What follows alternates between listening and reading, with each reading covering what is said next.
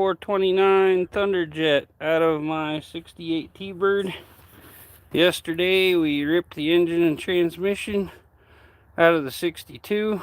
We're going to have to move that engine over against the trailer there and get it covered, because we're going to be rebuilding that one, cleaning it all up, repainting it, making it look like new.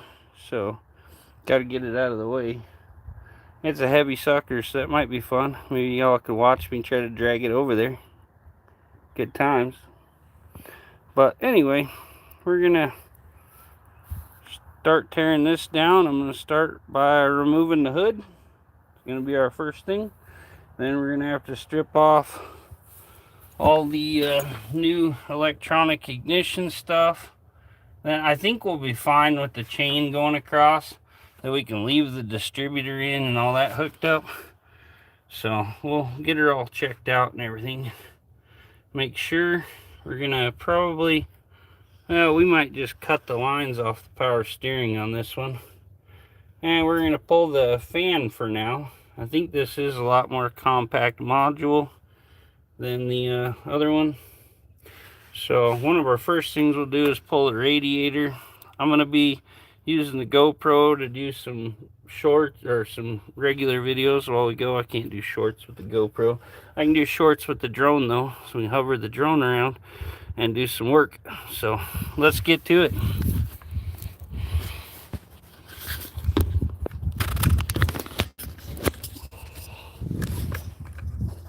I'm gonna hop off real quick, send a link to my Becky so I can get her in here. Billy, I love your face. I'll be right back. We're sending Becky a link. Oops, I hit copy link. Facebook. Okay, here we might send one to Andrew too. Okay, we got some links sent out here. Well, one more. Hold on. We'll send one to Leah. There we go. You get to meet Becky? Yeah, she might be in here. I told her I was going to send her a link. She was going to quit texting me so I could get to work. And I was like, no, send you a link. You can come in and watch. I'll lift this camera up a little so I'll give you a downward angle. Oh, pulled it too far. Pulled it out. I don't ever pull out. That's weird. Okay, I'm gonna tilt that, tilt this. Give you guys a view here. Probably can see a lot of my butt while I'm ripping this hood off. Good times.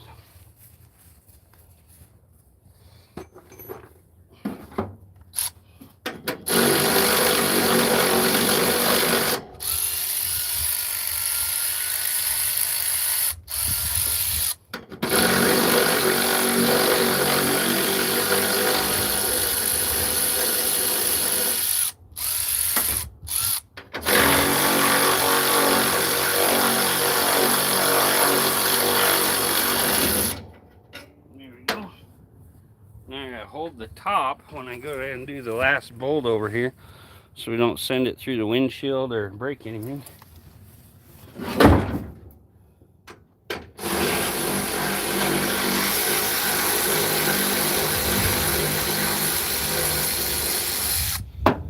cool thing is we have a lot more room. Hey KP, how you doing, brother?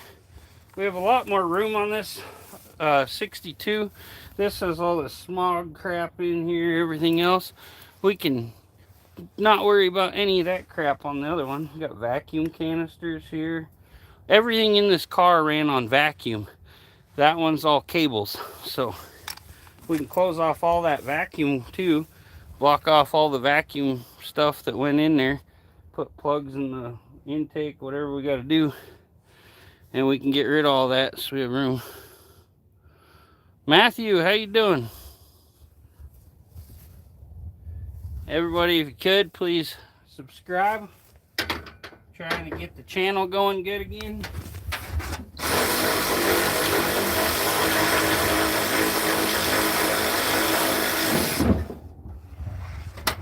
Try not to hurt anything, because, hey, we got a like $800 racing carb on this thing.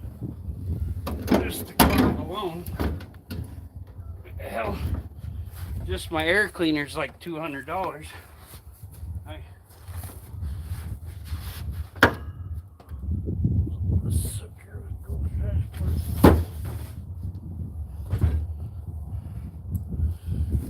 Oh, everything's all dirty on this sucker. I forgot I was going to try to hook up my mic, but I don't know that it's going to... I think I can make it fit with this thing, and then I can plug the charger inside.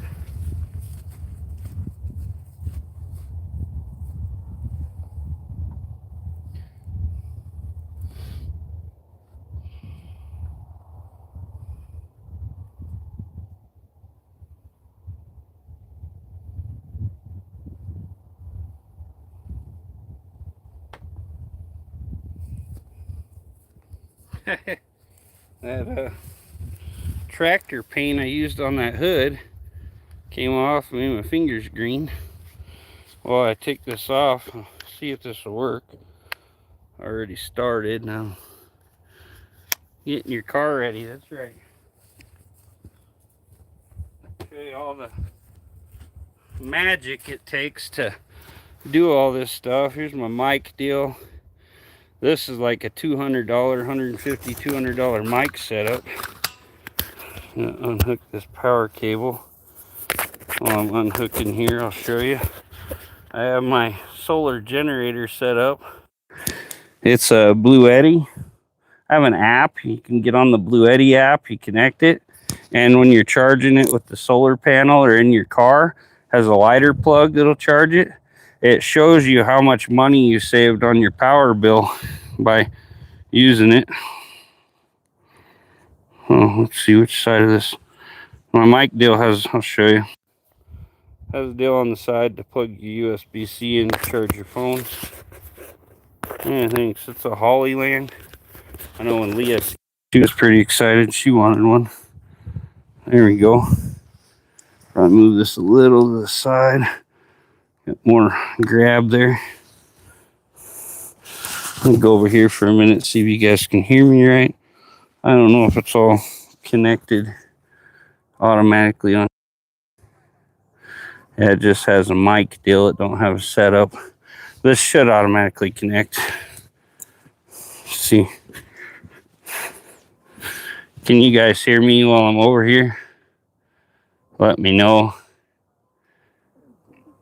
Hopefully somebody's paying attention. I'm not just talking to the wall. I'm talking to myself. Awesome. Thanks, Billy. Yeah, I've got a lot of money into equipment so I can do good videos.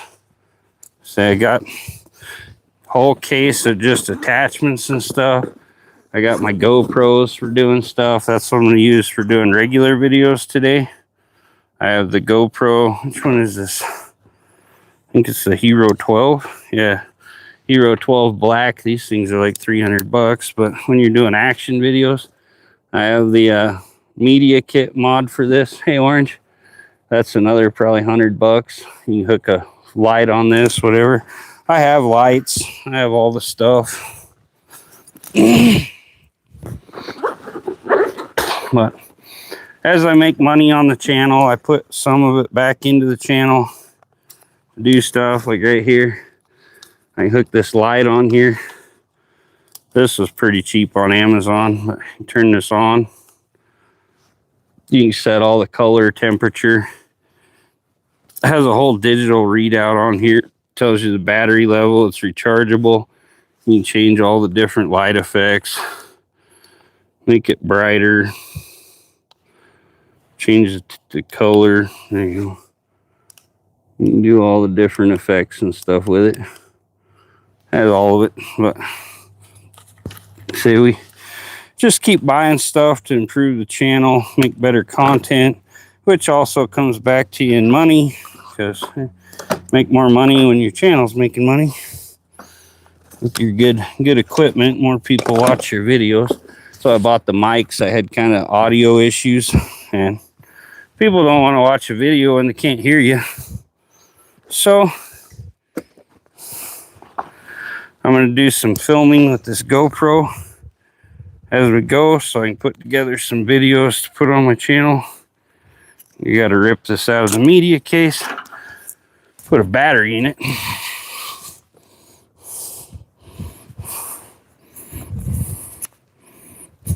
Forgot to grab an extra cord. Probably got one in my truck.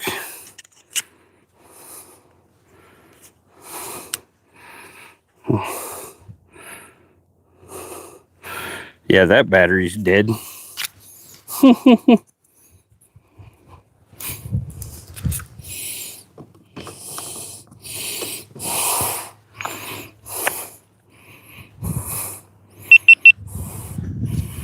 Okay.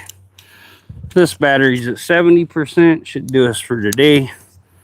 We'll try to get another cord here in a minute. But here we're going to start off our video. Okay, everybody, we're getting ready to pull the 429 out of the 68 Thunderbird. Just going to kind of go over the steps for you. What the hell, it cut me off at 10 seconds. Try it again. Oh, everybody, we're getting ready to pull the engine out of the 68 T-Bird here. We have our ACES ignition here. We're going to have to unhook all of that and remove the battery. We're going to get all that out. The wiring, it's not very hard. Just undo all the plugs. The distributor should be fine. We'll unhook the other couple wires from the engine. Get all that unhooked. Find a spot to hook our chain on the back. Normally I pull one of the back.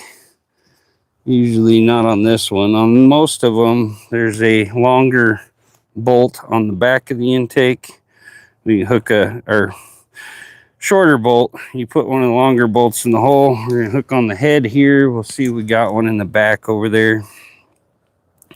We're gonna have to take off the carb. First thing we're gonna do, remove the radiator. Then we're gonna remove the carburetor, unhook all the fuel system. We'll have all the electrical unhooked. And then we're going to crawl underneath, unhook the transmission linkage and the transmission crossmember. And then we can yank her out. We'll do some videos along the way. If you haven't already, please like, comment, subscribe. Thank you for your support. There we go. Kind of give you guys a little feel of what it is to do all these videos. What kind of work I'm doing. You don't see a lot. Set that wrench by the battery there. Look at our comments here. I'm doing good, Orange. We're getting things set up here. We're gonna go to town. I think it's about time for the coat to come off. Have my lounge set up over here. Got my nice double chair. That's for me and Becky to snuggle by the fire in and stuff. Yeah, we're gonna use that today when we take a break, I guess. Got some drinks out here. Gotta stay hydrated.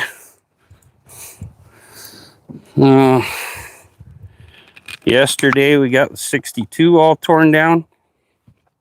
I have a smoothie. First, I'll take you guys over real quick, show you the 62. There's some things to do on it still. There's the engine. Hey Sammy, how you doing? There's the transmission. We're going to tear all the old linkage stuff out of here. We have a shift down linkage on the new transmission. We're going to put in a new fuel gas pedal with the, what you call it? Yeah, I'm lost all of a sudden. With the cable. You're going to pedal with cable on here. Get that all cleaned up. But yeah, we got a good bit done yesterday. Got everything tore apart, ripped that engine out on live. No speed, huh? This thing's a freaking killer. It's a 429 Thunderjet, big block. So, we got an old coil hole here. We could probably hook a bolt in there. We're probably going to use the one in the head. But, we're going to get something to drain our antifreeze into. Get a little hose for that, I guess. I didn't even think of that. Probably got a little piece of hose over here somewhere. Connect to that. Take one of these transmission coolant lines here. Looks like about the right size.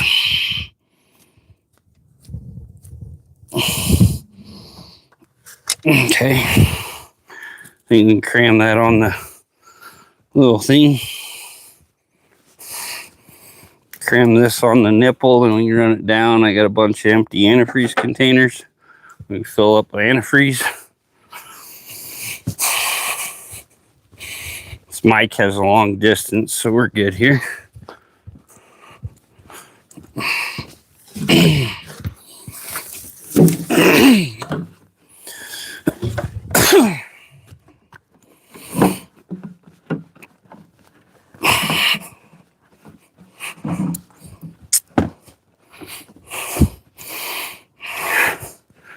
Okay, once we jack this up a little, got some containers we drain the antifreeze into. Get that going while I'm unbolting the carb and all that stuff.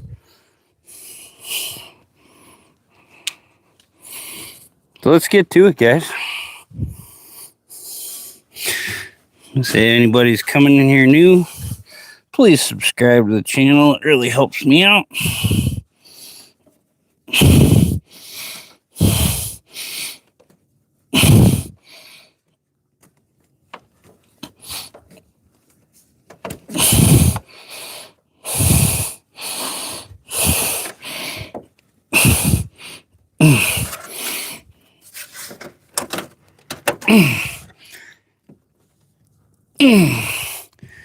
Think we may be in trouble. That petcock seems to be stuck. Get our vice grips here. So we're gonna do it. Hey CRX, how you doing? Becky! Billy's in here. She wanna chat with you. Okay. So we can get this petcock loose here and drain the antifreeze out while we're working.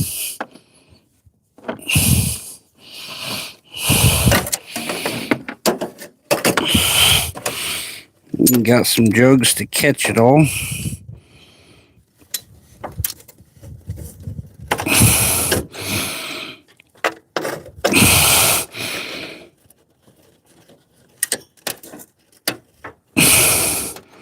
Yeah, this petcock's shot. We're gonna have time. Ow, ow, ow, ow. Fan deals hit the back of my arm. Okay, anyway. We need to measure this radiator too, because we might be putting this radiator in the 62. Buck Brown, how you doing? If anybody's interested, I might do it in the description and put it on my channel. I throw my Venmo and that in there just in case anybody wants to donate. Don't really expect you guys to donate into building my car.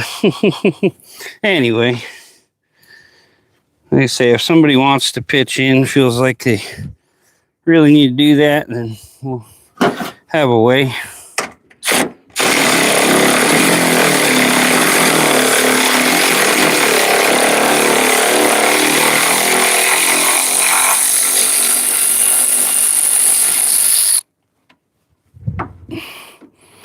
Well, CRX, he tears down some cars. He just tore down a Honda at his house.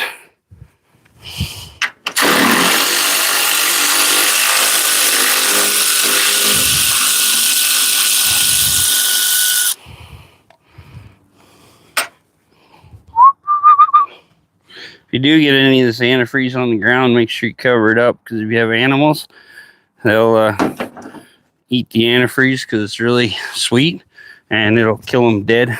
So yeah, make sure you protect the critters. Our radiator mount deals, and this one just pops right out. Undo our freaking, hold on, I'm gonna go grab my roll of hose wrenches. I don't think I grabbed those line wrenches. Got a brand new roll of line wrenches.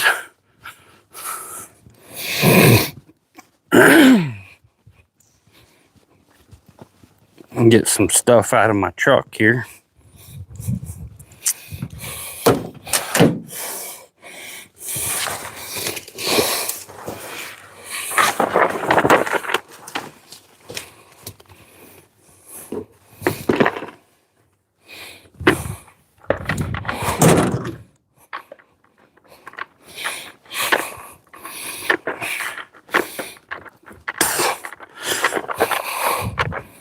Okay, guys. Okay, got a pretty much brand new Milwaukee 1/4-inch drive here.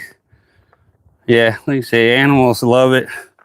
It's almost like molasses to them. And the glycol is super dangerous. Even if you eat antifreeze, you'll die. So we got some new line wrenches. These are actually the same as my crow's foot wrenches, I think, that my buddy Ari got me. Oh, I got some other wrenches from the last job rolled up in there. That's kind of funny. I gotta get everything cleaned up, get all my tools out.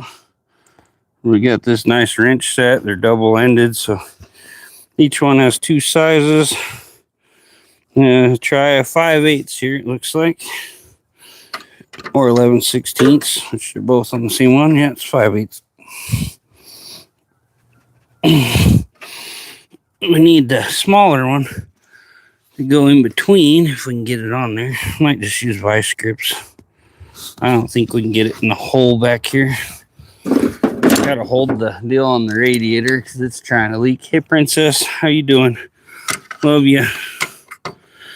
Almost Princess's birthday. I think she's turning like sweet 16 or something like that. Sweet 16 and never been kissed.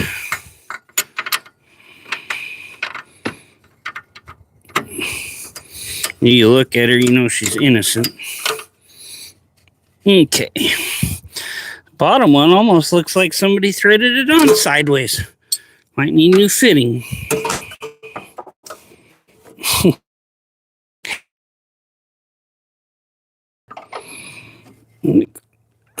Some got a seal. Let's go, as you can't just sit and read the chat. You don't get anything done. Okay, y'all. Got sick, all tore down, ripped the motor out and everything. Engine sitting on the ground. Got to get it moved.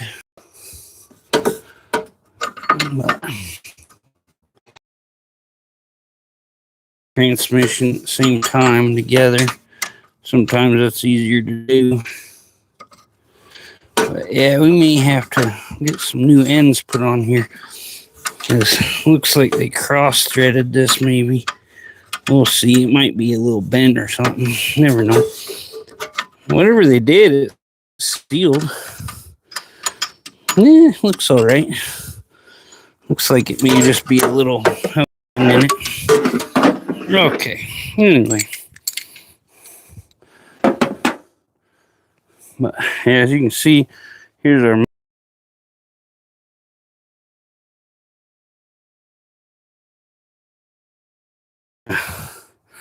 do what they say can't be done. Oh, happy birthday, CRX. Appreciate you, brother. Metal Spawn, how are you, Leah? I love your face.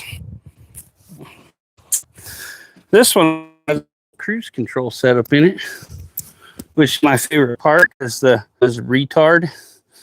So to slow down, you push the retard button.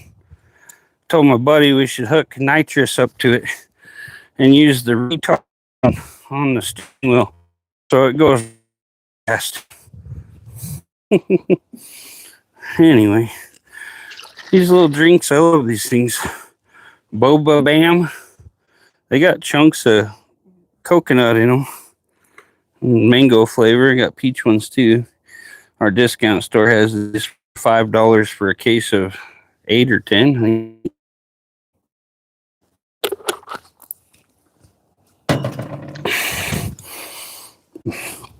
About 50 cents a piece. Okay, guys. I can get my fancy knife out here. Use it on the ranch. Yeah, Twisted has an awesome channel. Go check him out, even if he does like Mopars. Probably named his channel Twisted Mopar because the Mopars, they build them so cheap when you touch the gas pedal, it just twists the frame.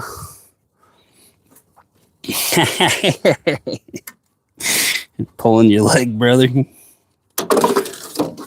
Oh no, my knife's on the ground. I I actually bent the bumper on my cousin's Dodge Dart with my bare hands because they're made so cheap. The spot welds are so far apart. You can see light through the connections. If you go on a Ford, these panels are made out of about 100 times thicker metal. And if you look at the spot welds, they're almost continuous. But like I say, this Ford weighs like 4,200 pounds. And a good Mopar probably weighs about 2,000. Yeah, you've been around a while. That's for sure. Old bugger. See, we got a tub around here somewhere. This radiator into. That's good antifreeze. Huh.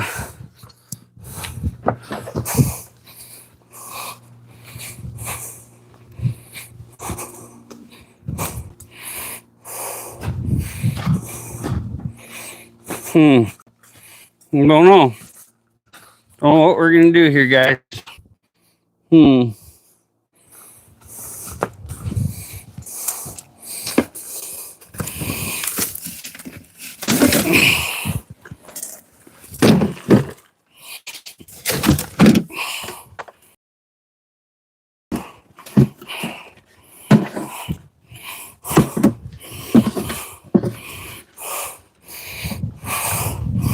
Got my fancy green can over here. You gotta break some ice out of it. Maybe we can use this. It's got some ice in it. You point the nozzle up and freaking fill it full of fluids. Grab my hammer and break this ice out real quick. See, I'm gonna keep my tools together, dang it. Hammer's over here on the jack.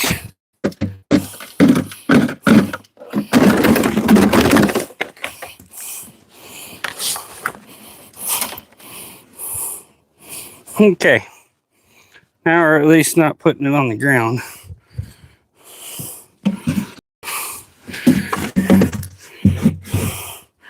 A little mucking. Wipe it out real quick. You got some shop towels. I'll be right back, guys. Probably handy. This thing has a 400 or 800 feet or yard or some crap.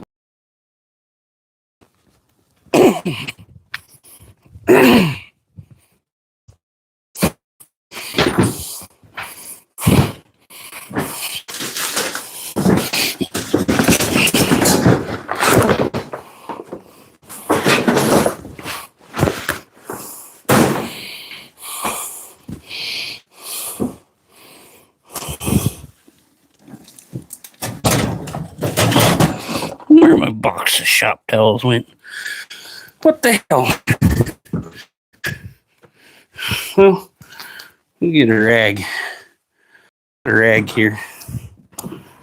Oh, it's a sock, but a sock is a rag.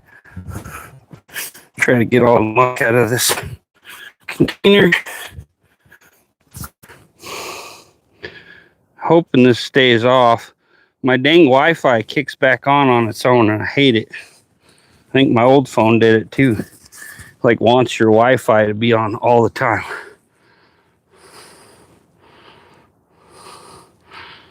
Okay. This looks like it's staying off. Orange Stang, thanks for the 5-month membership, brother. See, don't think I missed anybody. Make sure we change our chat every once in a while too. Go from live chat to top chat and back. That sometimes helps because your chat will be. Mr. Motherfucking D, how you doing? We're doing getting ready to rip this blower radiator hose off. Want to save all the antifreeze we can. So got our cat still under there. Yeah, that looks a little dirty anyway. We're probably going to change that. we're probably not going to reuse that, but we don't want it on the ground. It looked like there was a whole ton in there.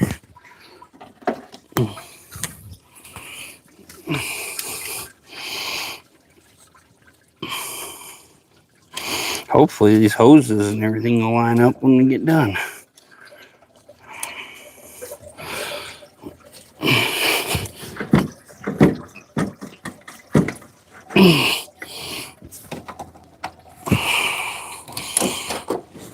Man, I keep dropping my screwdriver.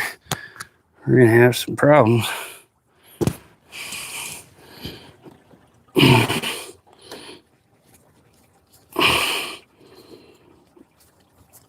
Dropping the screwdriver at least doesn't have the same side effects as dropping the soap, I guess. Not that I've ever heard of. Okay, guys. Got that out. Now, probably gonna have to take the fan off. So we're gonna get in there with a little screwdriver. That sucker's mean and stupid.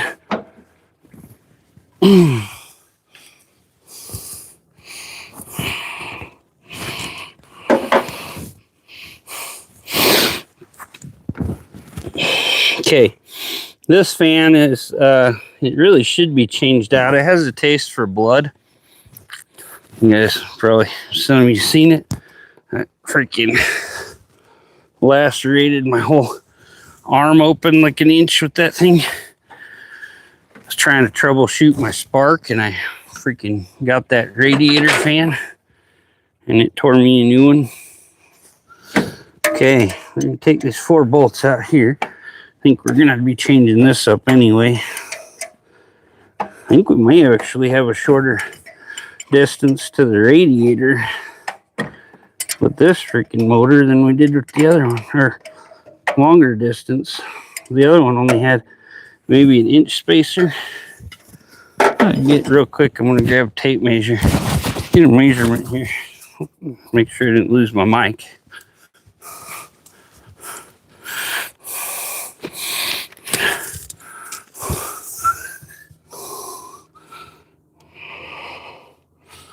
Probably about 39 inches. 39, 40 inches from where my transmission that hooked up to the front support here. We're actually got more space, I think, in this other car. Pretty close to the same. When we get it up, we got to measure the motor mounts. Make sure we got it figured out there. And then we may have to make some spacers or something, because we've got to get it to drop into the motor mounts on the 62. So just a little measuring while I was thinking about it there. Okay, let's turn this toward the fan. Bolts are easier to get to. It's a little pain in the butt.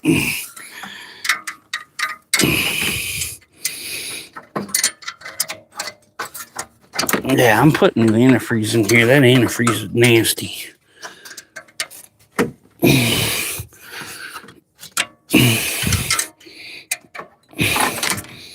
Oh no, I think the bottom just sits in. I might take off this. It's going to be a smaller size, but I'll take off this dang shroud. I think I can rip it off and just pull the radiator out. It'll be easier to get the fan out. I think these are 7/16, yeah.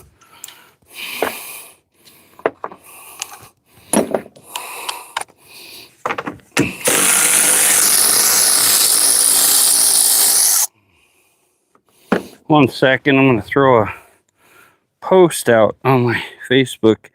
Try to get more people in here.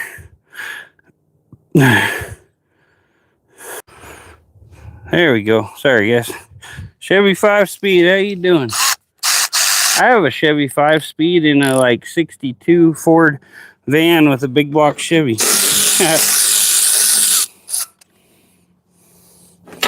Pretty sure it's a 5-speed. It's newer. The engine even has a serpentine belt. Okay, there we go. Yeah, we got that sucker off. Undo our bottle here. We got a glass drink bottle on our, I don't know, some kind of old glass container on there. Okay. A lot of rust in that radiator. She needs flushed out good. We'll be buying new antifreeze before it goes back together.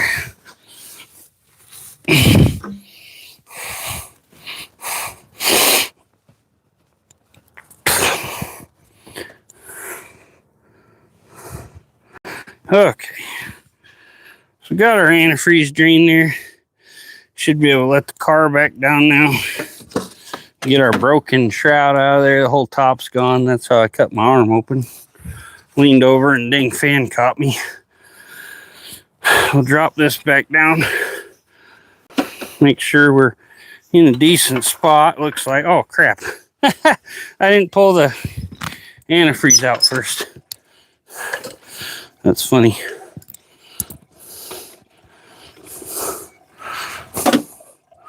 Got more antifreeze out of the motor. Let it down.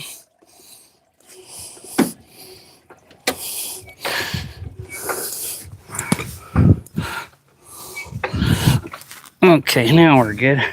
Pull our catch can out. See that? Oh, you see it? That antifreeze is dirty, nasty. We want good, clean green. So, let's see here, guys. Where is everybody? Drop this car back down. That's what we were doing. Now for all the fun. So we got a plug here for the distributor. Undo that. Drop that down. And then our red wire is for our tack. And for our power. Our green wires for our tack. Cut those off. Unhook our thermostat wire. That's for our temp gauge. I'll be undoing this rail up here for the power steering. This has hydraulic windshield wipers on it. They actually run with a little hydraulic motor off of the freaking power steering pump. Okay, so that's all our wires. It's that easy on our ignition deal. Then we just got to unhook them over here from the battery. And we'll have our aces unhooked there.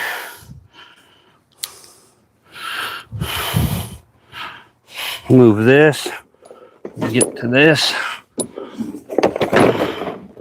Then we're going to be taking the carburetor and all the fuel line stuff off. So all we got to do, unhook. We're going to unhook this a little and just pull the ground. And then we're going to undo this nut, take our negative off.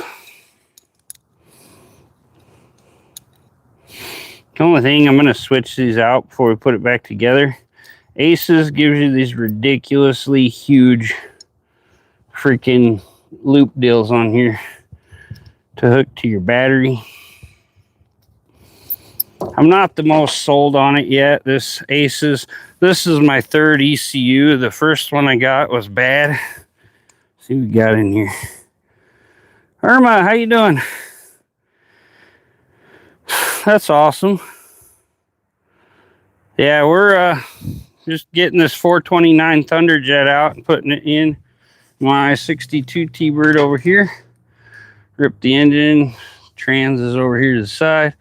Ripped the engine out of that yesterday. It's a 390. We're gonna get this all undone. Put it in there. I have this new aftermarket cool ignition system on here. It's supposed to be cool. Undo that plug. Okay. And you're gonna undo the positive wire. Then we undid our negative first. We don't have anything touching, burning nothing up or any of that. Get our positive off here. Take that off. We got a whole bundle of wires over here, so hopefully we can run it to the other side or I got a nice big flat open spot here on the other one that can hold that. Take our battery off, set it on something. Brand new battery, we don't want to hurt that. But yeah, literally this is your thing. This goes to the computer on the dash. You can adjust all your timing and everything on that. Push this little deal in here. It's a pain getting that little guy out. I'm gonna kind of put the razor blade in here, push down on it. Oh, then there we go. Got it apart without breaking it. Here we go. So I'm gonna have to pull this wire out when we get done. Put that handheld deal in the other car. But once we get this coil undone here, you probably want the screwdriver head. We're gonna unhook all this stuff so we don't hit it with the motor and break something. This is a very expensive ignition setup for what it is. It costs a fortune. I think I paid like $600 or something for this ignition setup. But like I say, it's pretty easy. Pull this distributor plug in here, and then we got the hot wire and tack wire. That's our entire wiring harness for the ACEs right here. That's it. A couple plugs, a couple wires you hook up to your car. It's real simple. And we can get the screws out later, or the pieces that bolt to the car. That has nice little rubber mounts to hook to the car. Rip this out because of the angles and everything I had here. It's only got 3 screws in it. I had a hard time finding room to put it. These T-Birds, especially this model, does not have much room. The good thing is I have all the T-Bird manifolds here, or accessory mounts and all that. I could even hook up the AC if I wanted to, which that car didn't have AC. But the AC pump, everything sits below the engine on this. Any other one, the air conditioning pump sits up here above where my hood goes. So one of the biggest things on this, though, once we get it mounted, we're probably going to have to cut the hood, which we can do it tastefully. I'm going to go to my buddy's classic junkyard. I think I can get an extra hood. Unhook this coil wire here. Okay, had it come apart. I was like, better not. It's like $150 wires. Oh, we do have the engine lifting mount on the one side of this. It's probably in the wrong spot though. Thanks for subscribing, Pete. Appreciate it. Appreciate everybody that subscribes. If you could do me a favor, subscribe. I'm going to put a link up later in case anyone wants to donate to this project. I don't expect it. It's my car. I'm building it. I don't expect you guys to pay for it. But if somebody would like to help out a little, that's great. It's very expensive doing these videos and working on cars. But like I say, these are my cars. It's my problem.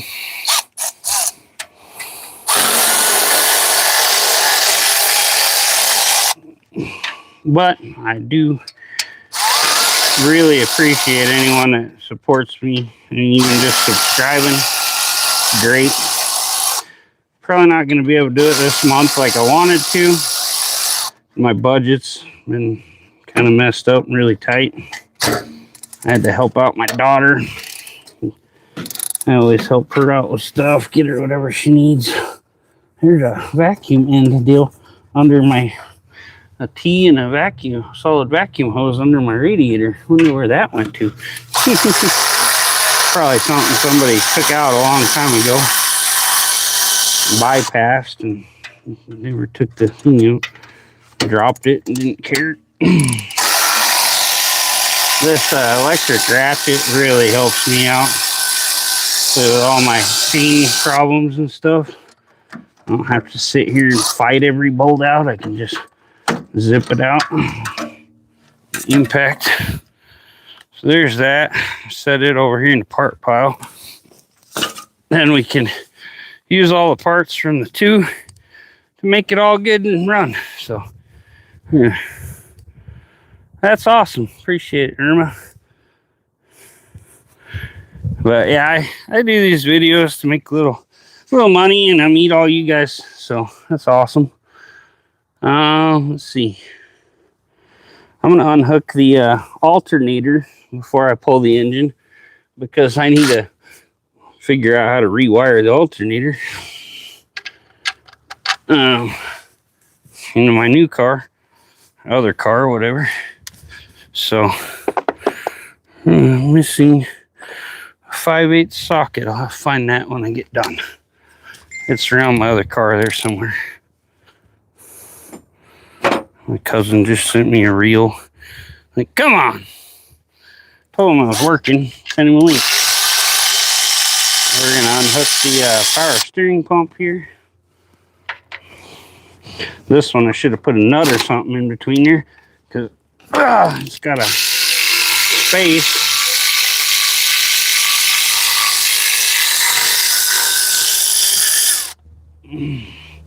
I like to unhook the alternator, power steering pumps, things like that, so that when we go to change it over, then we can unhook it. We don't miss anything. We don't screw anything up, whatever.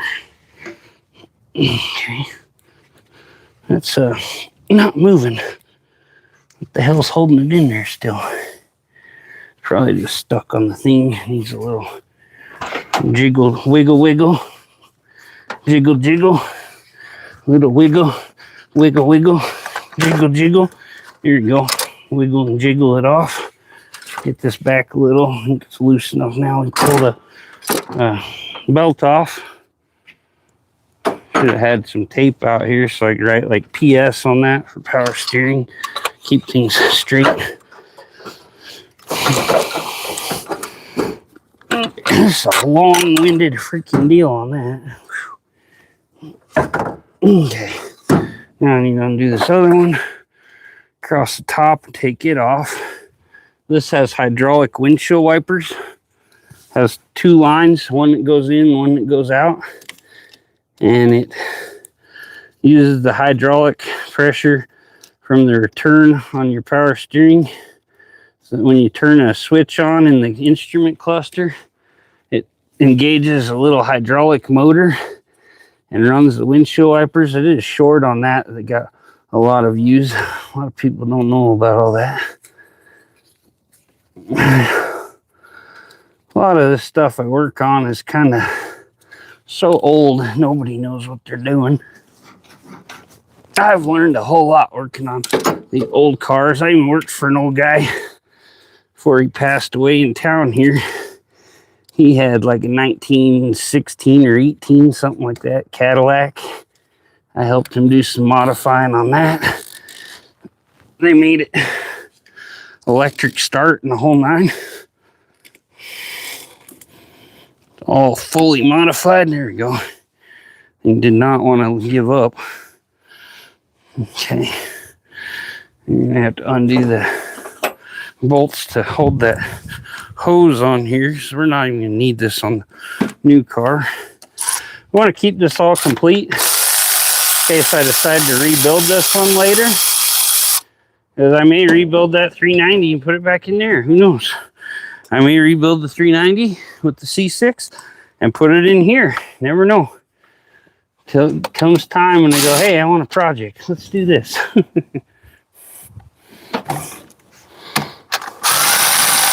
Especially the best way to do that happens, if somebody tells me I can't do it, I'd be like, oh, that can't be done. Then I have to do it. Or it costs too much, something, I'll do it on a budget just to prove them wrong. My cousin told me I didn't need this carburetor. It was over $800, and I bought one. Jimmy, how you doing? Beta, I love you. A lot of hoses, bro. Right? Hi, fish. What's happening in Minnesota? Whatever. I really think all those people are terrorists. They need to go stand in front of their Capitol building and fight it with the politicians, not the armed federal agents. They're going about it wrong. People can think what they want, and I'm all for that.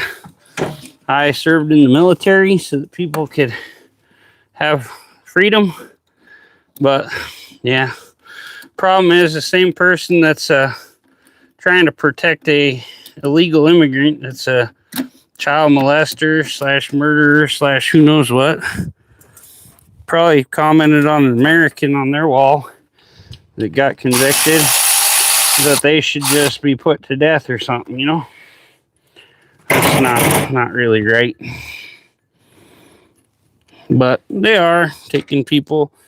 The thing is, a lot of people are, oh, well, they're taking ones that aren't criminals. Well, technically, when they crossed our border, they became a criminal. That's why they call it an illegal immigrant instead of just an immigrant. I try not to get into much of political stuff and all that on my channel, though, because it can hurt your channel. Political, religion, all that stuff. We try to keep it off here, but yeah, I'll kind of give you some views here and there. Like I say, my biggest view is we all have freedom. We can think what we want. Truth. But yeah, like literally, they need to go protest to the lawmakers. If enough people protest to the politicians and stuff, it might do something. Attacking armed federal agents is not the way to protest. We'll leave it at that. Because you know what the ICE agents are going to do? What they were ordered to do. They're not going to just stand down because some people come stand out there and tell them no.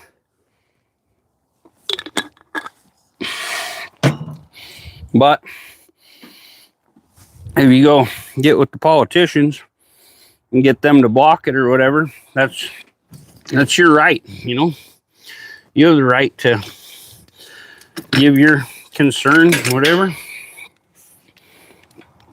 It's like some of us have the right to be against it. You have the right to be for it. That's the American way. What I think don't really matter. Okay, we're gonna unhook this deal here. Pull this cool air cleaner and clean that up good. That's like a $200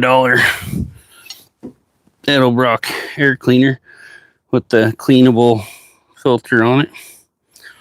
You can clean that baby up and reuse it. I think most of this stuff's like extra, probably 60, 80 bucks or so just to have that reusable filter. I have one on my pickup too.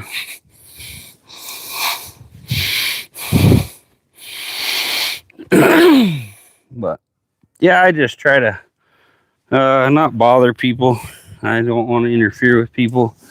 You can think what you want. It's not my right to tell you how to think. I can tell you I'm all for them. Getting rid of illegals. You can tell me you're against it. I don't have any problem with you. I actually have friends that are illegals. But I don't condone it. They should have went about it the right way. People that have asylum that they're taking out.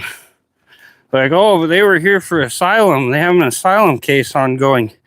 Yes, and we have the right to drop that case and take them out of our country at any time. People that have hearings going to become legal citizens, they also have the right to deny them and deport them at any time.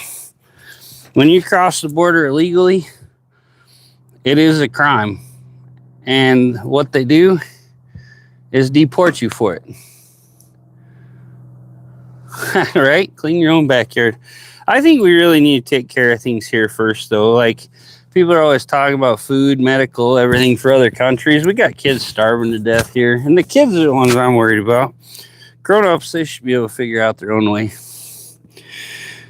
But we're tearing this 429 Thunderjet out of my 68 T-Bird. This is a year one 429.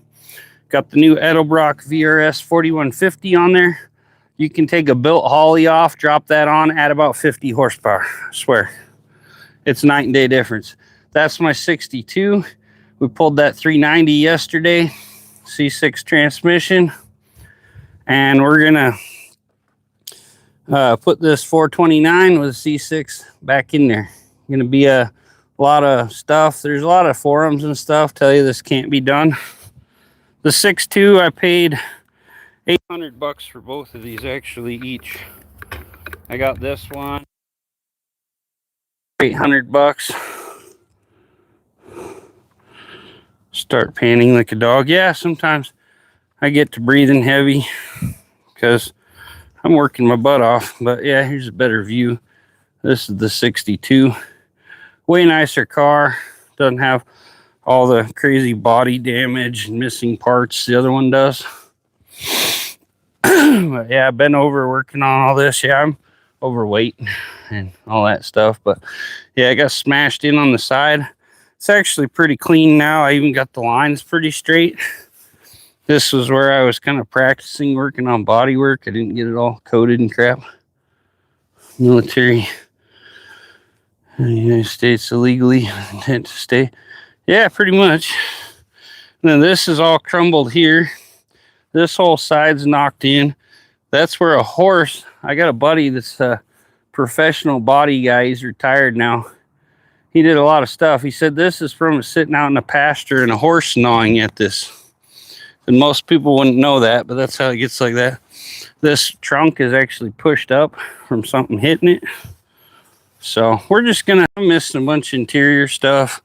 The whole works. So we may do something with it later. I'm not gonna say that this car is dead and we're not gonna try to rebuild it later, but I need a lot of window parts. The deal is my cousin that's also a YouTuber had a whole parts car with everything that I had. Split bump. Awesome. That's awesome, Mike. Yeah.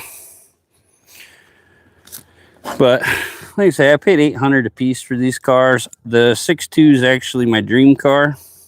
So with this motor in it, it's going to be a beast.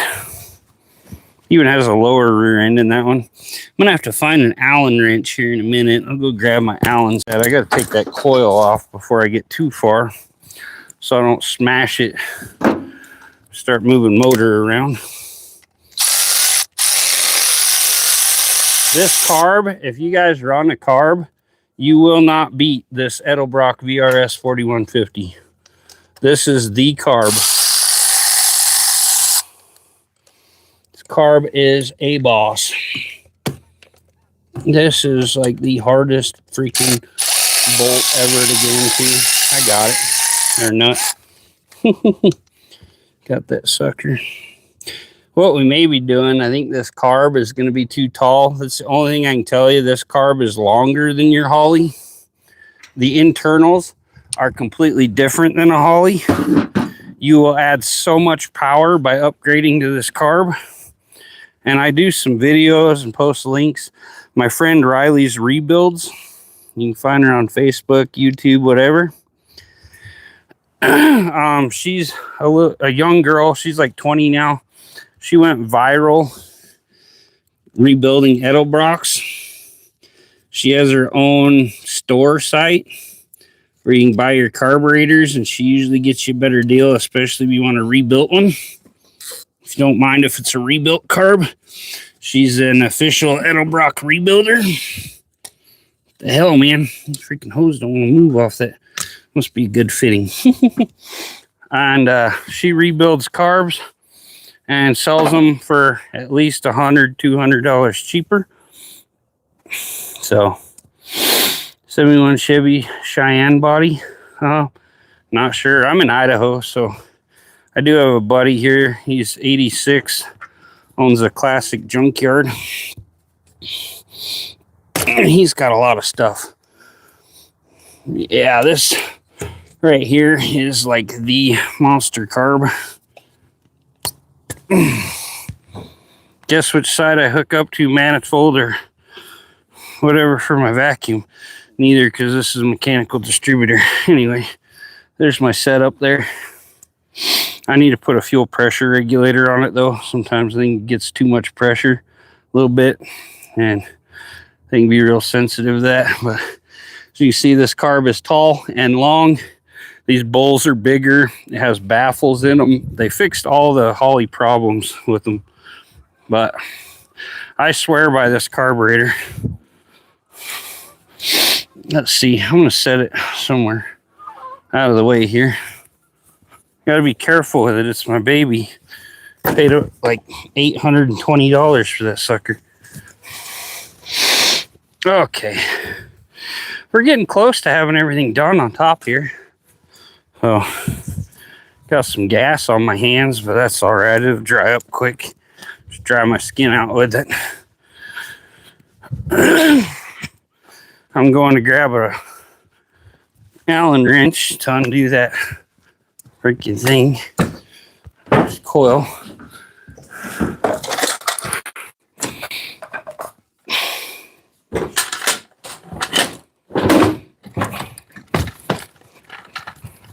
Trying to diet and get more active so I can get my weight back down and get breathing better. I also just had a big surgery a while ago. I had a tumor on my kidney. Turned out to not be cancerous, but still had to cut me up. I have 6 holes in my belly. That was just over a month ago. They went all in my belly. Freaking made 6 holes and went in there and took out the tumor that was growing on my kidney. It was like a really rare tumor that looks just like the specific kind of cancer. They even did a special renal MRI and they swore it was the cancer. And this one particular super rare tumor I had is, they say the only way to tell the difference is under a microscope between it and the cancer. So I've been healing up from major surgery, and now I'm out here doing this crap. Everybody, my friend's mom messaged me on Facebook and was like, "Oh my gosh, you should not be taking on a project like that, or you just had the surgery and stuff." And I was like, "Yeah, I'm good. Got to stay busy." I actually did a robot-assisted surgery. So I went in with a robot and used the robot to cut the cancer off. Well, the tumor. So they later found out when they did their pathology report wasn't cancer, so that's good. Especially since when they were removing it, they freaking it broke in half or whatever. So I could have had cancer all through my body. Got a whole new install kit too with new stuff, so I can have all the extras to make sure I have all the bolts in all of this when I put it back in my car. But yeah, she's coming along. The carburetor deal off here. Trying to get a rag. Put in that.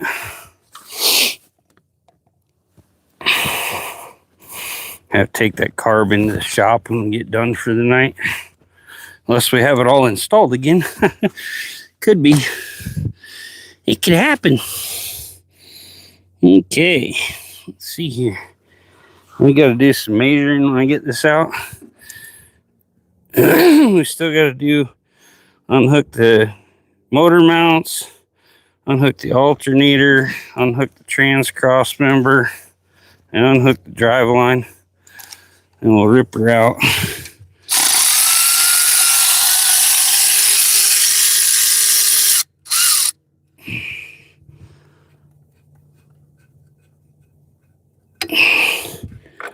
Oh, shoot. And that's a mean bolt there. Pull that one out. Freaking antifreeze comes out of the engine. Put that one back in its hole so I know where it goes. That size bigger? Yeah. 9/16. Put a little Permatex on that bolt and make sure it don't leak.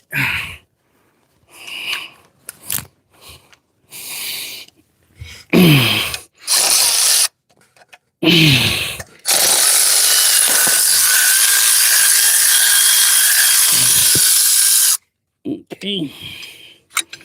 that bolt out, and rip this bolt out. It's a 5/8. What the hell? Got 3 different sizes. Just take the alternator off. One thing I don't like. Check my comments real quick. Appreciate the devil. Make sure y'all go and subscribe. It helps support me. Check out some videos. Did a quick live yesterday, turning the engine out of the other one.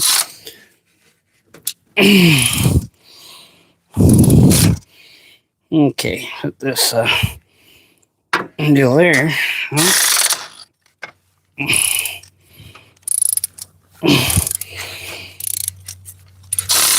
There we go. A little hard, real rough on my little impact there. Okay, pull that one off. Okay, leave that down here. Take 2 bolts off. Leave with it. Okay, and get it as much out of the way as we can,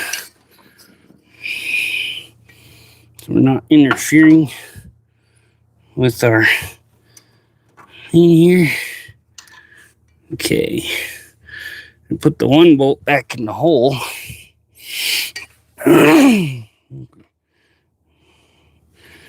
This is the one that come out of this hole. Okay, the others were nuts. Okay, so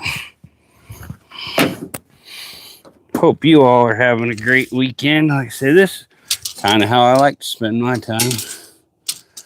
I'd have to get under that damn thing there to do this anyway. Up to the front, 31 inches to the front of where my belts go. Caretaker, appreciate you. Thank you so much. I really appreciate all my people that support me. I think that was 37 to the trans deal. Oh, 29. Or 29 here. So from front of the trans mount, I must have been looking wrong or something here. I know it ain't that far. So from there to there's 30. So we're an inch longer.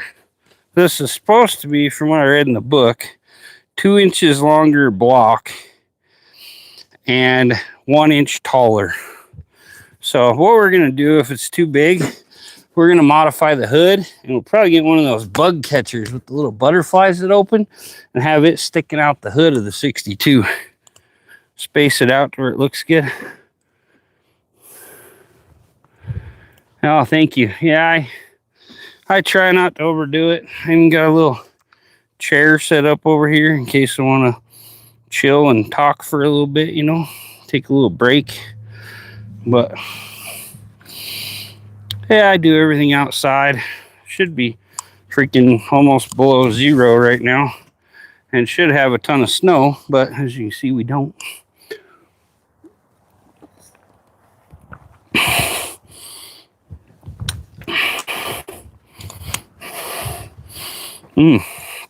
This is good stuff. Boba Bam. Yeah, I'm in southeast Idaho, and we're going to be hurting for water next year. Yeah, this has chunks of coconut in it. It's really yummy.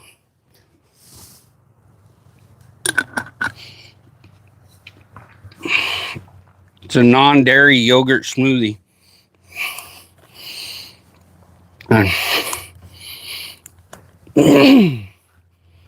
Now that's gone, I'm going to try this other one. My dad just got these replenish electrolyte deal. That's pomegranate OCI. Got a bunch at discount store or something. It's pretty tasty. I like it.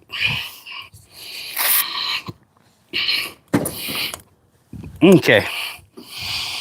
So, where are we at? Got to find a hole over here. Yep, it does. It has the same hole in the engine over there. These bolts I got should be the right size.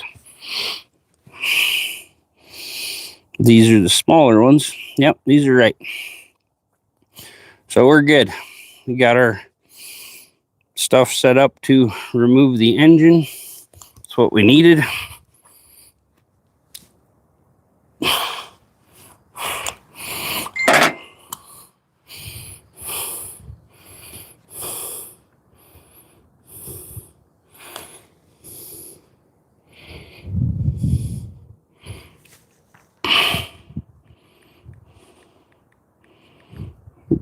Respond to my lady.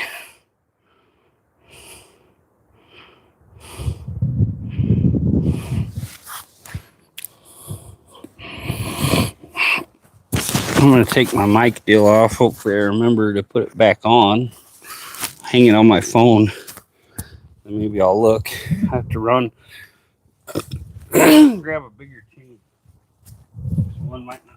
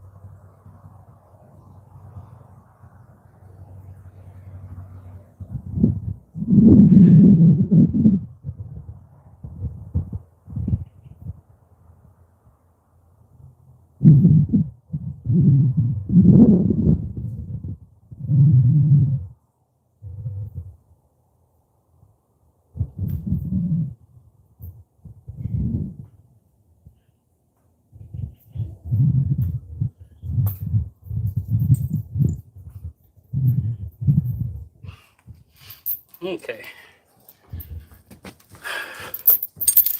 Had to take some coupler deals my dad had on here. But I'm gonna freaking get this sucker here. Get an old t-shirt or something. Shove in the carb holes here. Don't get anything in there. Need one of them dang carb plates you can hook a engine hoist onto or whatever. Probably wouldn't work in this instance because I have to grab it further back to balance it with the transmission on. Anyway, here's my bolts. Check this out, see if we need to remove the distributor or not. It's okay without a washer. Probably be okay if it was a shorter bolt, which I think I have. I think we can fit it in here though. Yeah, there we go. Got it started. Get a wrench on there. I think it's a 9/16. Got one sitting here. Check the comments here in a second.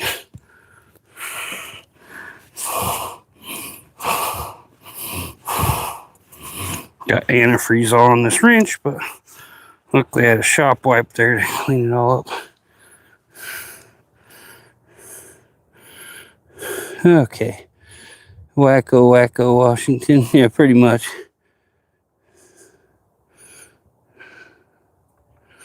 Who's that, John Pohl? Oh, John Q Public. How you doing?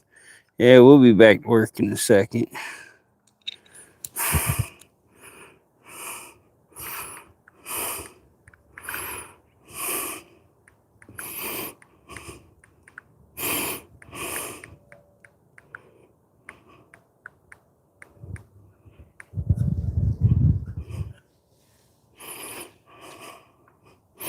Okay, guys, sorry about that. Okay, I'm gonna get these bolts hung in here. Probably just pull the dang distributor so I don't have any issues, because that's an expensive unit there. Get that out of the way. I don't think that can hit the distributor, period. Really, tell you the honest truth. Okay, like even if it swings all the way over, ain't hitting the distributor. Okay, it should be good. Grab that sucker in there.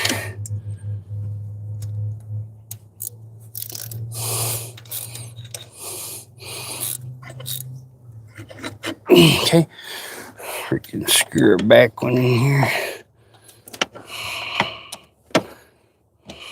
I think I already cut off all the extra vacuum going into the car. I don't remember.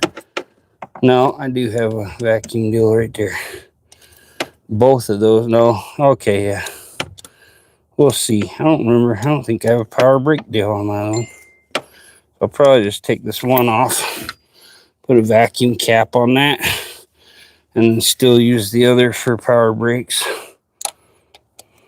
That 9/16 or 5/8. 5/8 fitting there. Okay. Yeah, I cut that tubing and continue to use that for power brakes. Oh.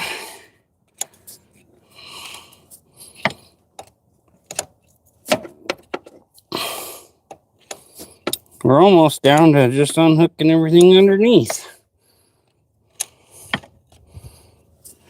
That other one here goes down around. That should be fine. We're pretty much there.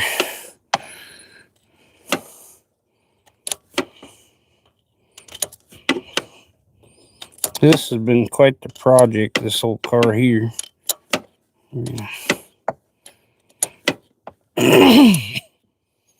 To replace this freaking heater core that's out in this sucker, man, you have to tear the whole dang thing apart. You have to tear the hood off and the fender off and all that just to get this air box out. And these trick flow valve covers, they'd be in the way.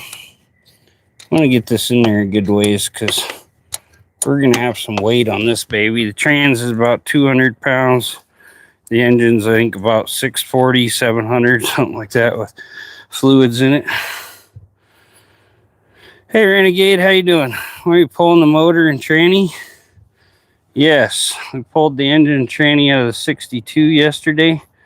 It had a 390. We're putting this 429 Thunderjet in there. Yeah. Good times.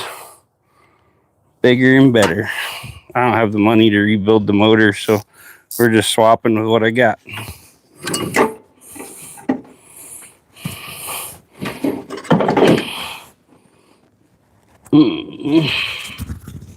Okay, here's what we'll do. We're gonna cut a wire here, or cut a zip tie. Take the power steering pump clear out.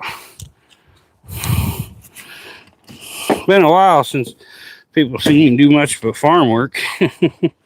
So nice to get back to doing my channel stuff, doing what I love. You can't even, oh, there it works. 5/8, so we can get the 5/8 around there. There you go. I put the vice grips on the big feller here. Take the power steering pump out. Get it out of the way. Gotta be careful when you do that, not to punch the thing so you knock your freaking knuckles out. Tear your knuckles apart real fast. You do hit that. Okay. We're gonna tear that power steering pump completely out. Yay! It's nice when parts come out. Means you're getting closer. Already this morning, we got the fan off, got the radiator out, got my whole ACE's ignition system off, got my carburetor off.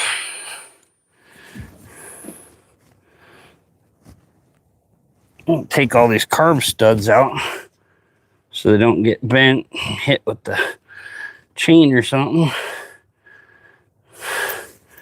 You can get a t-shirt, stick in the holes there.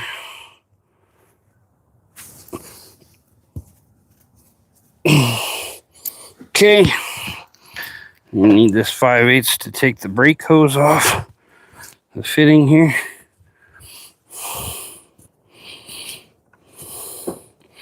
Got a lot going on here. 31 likes, nice, thanks y'all. Appreciate you. And if you could, please make sure you subscribe. It really helps the channel out a lot. Doing this one here. Other way. Okay.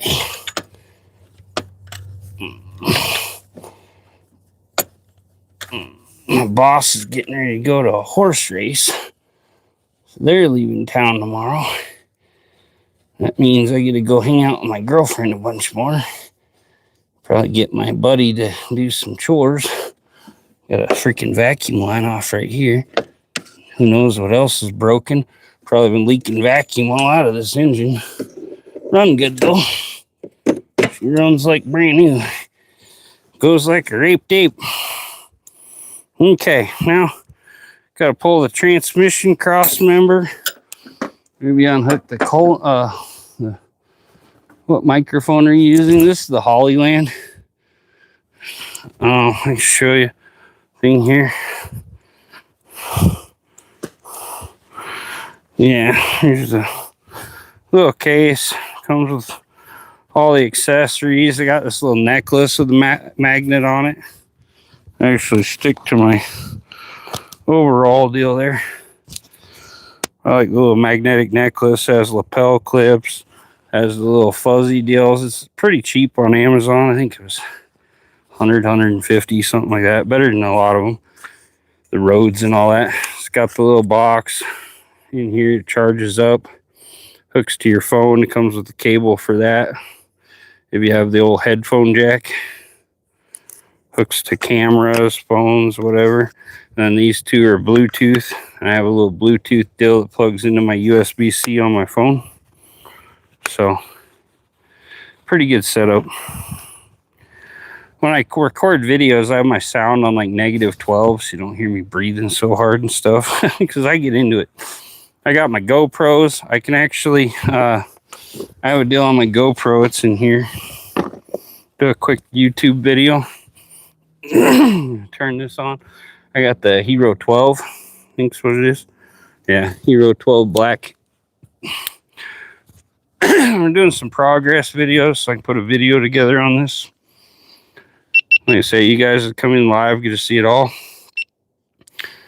Okay, guys, we're getting there. Got the radiator out, got the fan off, got the alternator dropped down there. Power steering's over there taken off. We're going to get a t-shirt, shove in all these holes, keep it all covered up good. All we got left to do is unhook the motor mounts. We got our ACEs all unhooked off here. The box and all the wiring harness and coil off. So all we have to do is crawl under, undo the engine mounts, undo the transmission cross member. And then we may take off the transmission cooling lines. I haven't decided yet. We'll figure that out. They're probably going to catch on something. I'm going to be safe. So keep you guys updated as we go. So there we go. But I have the media mod on my GoPro Hero 12. This is cool. I am not sure. That's probably it. Oh, you use the Hollyland Lark. Okay. This is has a microphone on it. This is the media mod for the GoPro. It has a thing on here. I can hook my mic set up to it. And then this also allows you to hook USB-C in and charge while you're recording so you don't go dead. I use that when I'm boating. It just slides into the GoPro. It has a little USB-C in here that plugs into the USB-C on your GoPro. This works on several different models. And you just close this. There's push buttons on the outside. You still get to the connectors, all the stuff. So hook your little flash deal, light, whatever on here. Any accessories you want. It makes it pretty awesome. I have underwater cases. I've done videos, snorkeling, stuff like that. So Xavier Peralta, thanks for subscribing. I'm getting a lot of subscribers now that I'm back to doing videos. I've kind of been off doing health stuff and everything else, and I kind of got burned out for a little bit. Took a break, but it really hurts your channel. So let's swing the I'll get the jack under here real quick. Jack the side clear up. And undo the trans cross member.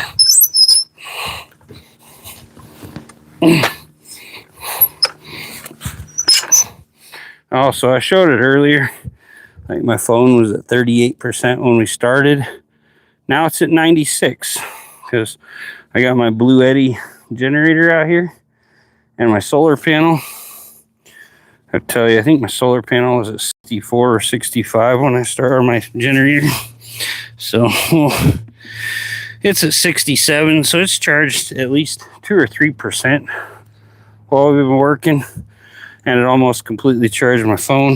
The USB-Cs on that will put up out to 100 watts.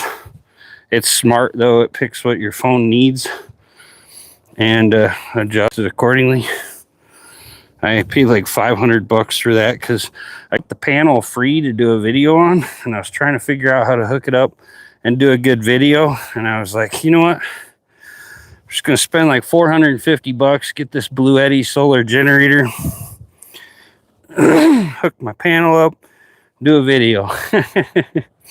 So they gave me this nice panel. It's from MHP, MWS, something like that. MH Powos. There's the brand name, MH POWOS. They sent me this nice solar panel. While I'm out here working, I plug in like my Milwaukee batteries and stuff, charge them up. Like I said, I'm pulling in. It's got cloudy, but I'm running about 30 watts charging right now. And I got about 9 watts going out for my phone. I can plug in 110 volt on that too. I think it'll run, I don't even remember what it'll run total. Guess it says on here 1,000 watt. I think it'll run 1,200 or 1,600, something like that if you put it on the power mode. But it says it has 768 watt hour or whatever. Man, it's muddy over here. Good stuff. I love getting muddy doing videos without even mud wrestling. Okay, well, we're gonna unhook the exhaust manifolds, transmission cross member, all that fun stuff while we're under here. I'm gonna get my other jack. It actually has safety catches on it. It's from the 1950s. We're gonna jack this whole side of the car up, stand this sucker up on edge. It's gonna get wild. Probably take my tools down so I don't freaking throw them all on the ground, because this thing's gonna go high.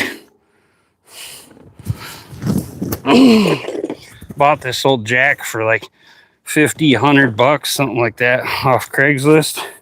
And the guy's like, well, it's not all original. I hope you don't mind that I replaced the ram with a brand new ram on it. And I'm like, my butt's going under the car. I hope it's got a brand new ram on it. But let's see here. Get some stuff off here so we don't dump it with the big jack. Okay.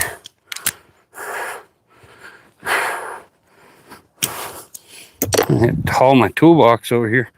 I'm gonna need it under the car. The Thunderbird, yeah, 68. It's the first year of the 429 Thunderjet. We're yanking it in the transmission and putting in this beautiful 62 over here. It's in pretty nice shape. It just needs a paint job. It has all new white interior, the whole deal. So yeah, we're getting ready to crawl under, unhook the exhaust manifolds, transmission, crossmember. One day we might get back to restoring this car, but it's going to take a lot of time and money finding the parts and the money to buy the parts, because I'm a disabled veteran. I don't have like a lot of money. Do a little ranch work to get by.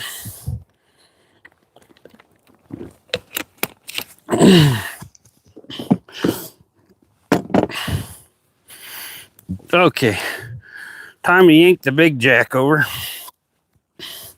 so we can jack things off really good.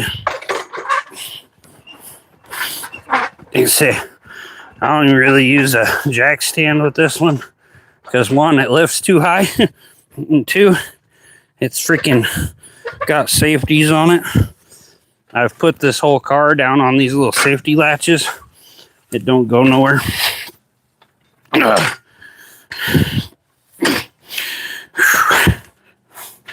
Look and see where my transmission cross member is, so we don't set this on top of it. That'd be funny. Okay, look like it's somewhere up there. Okay, push this sucker, fight it under here. Ow. Okay. Close. Here, go grab the handle. Anyway, let's see the deal. Here it is. Jack it up so I make sure it's in the right spot. Not gonna catch the thing here for the e-brake. Always be safe when you jack a car. Like the most dangerous thing about mechanicking. I once had a hydraulic jack fail, and I put a brake disc on I was jacking up like an 87 Ford Bronco, and I was working on it, and it like snapped my arm back, and the brake disc went through my arm. But I try to be a wee bit more careful now. That was when I was in the military station in Florida. So I might unplug this and start charging this dead GoPro battery. Let it charge for a little bit. My phone's almost done. A little 2 battery GoPro.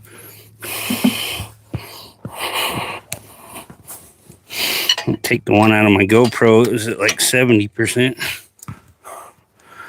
We'll do that later. Not in a big hurry.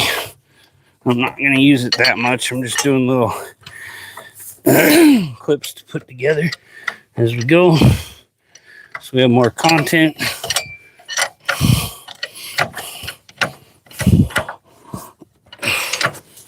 This is going to lift this sucker so high. Oh, I was going to get some of these little bolts off the edge and stuff here too. Nuts, bolts, springs, gizmos, and gadgets galore. And put them over here in the little box battery box spot here, whatever. Sorry guys, like I say, I'm trying to show you guys step by step, kind of to a point, how things are kind of done, walk you through what all I'm unhooking, things like that. So you're like, oh, okay, I can do that. Give you a little something if you decide to do one of these projects, because a lot of them are pretty much the same. Doesn't matter what car it is. A lot of it on these old cars is all identical. So appreciate y'all tuning in and supporting me. I did monetize this stream. I don't know if it works right while you're live with commercials and that. I know on the sideways ones, the horizontal, puts commercials on your live. You can get a little money. Because ding projects cost a fortune. The only problem with this jack, it sits so high, I have to jack the car up a little with the other one to get it to freaking go under the car. The guy that had this, he put a new ram and everything on it. He used it to rotate his tires.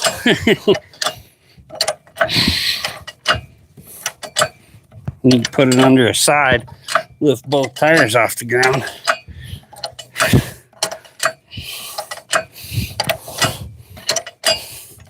We're almost to the first catch. Most jacks should be almost or higher than they go. We got another 4 or 6 inches to the next one. Then it won't go to the third one. It's not quite tall enough. I don't know, it's because he changed the ram probably. It goes down far enough, but it don't go as high by a little bit. But I trust my life under this jack. It's 1950s. It's got the 2 posts. You can pull the posts out, spread them further apart. But yeah, it'll bring this whole car up to the point we can work under there and see everything. Not have to worry about being cramped up.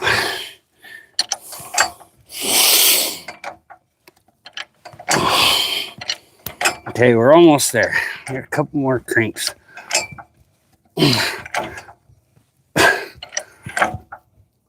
There you go. Safety latched. Good to go. I say this sucker really gets that car up there. Now we can put our tripod down and probably bring you right under there with me. See what's up. Wrist back when they make good stuff. Yeah. Who wants a free 69 Thunderbird 2-door in California? Bring a trailer. Nice. I'm in Idaho, or I would. This one's got the 429, which yours possibly could have too. You probably pulled it. I don't know. But yeah, it's 429. Thunderjet, and you can tell trick flow valve covers, all the stuff. You put car tires in case jack off a bit. Slits the way rocks the jack. No, Ryan, we don't support communism here. Chevy is owned by the government. Anything owned by the government is corrupt. We don't support that here. We're patriots. Okay, now you can kind of get down here and see what we're doing, I guess. Yeah, I usually I do the car tire thing also. That's how I did the transmission last time. We're not going to be under here much, but neato. We don't need that communist either. So. Anyway, I just support law and order, and I let people have their freedom and do what they want. So I don't. He must know. He must think I'm a Trump supporter. I never said anything, but I think he knew because I was working that he thinks I'm a Trump supporter. Because if I wasn't, I'd just be out there with my hand out for my welfare checks.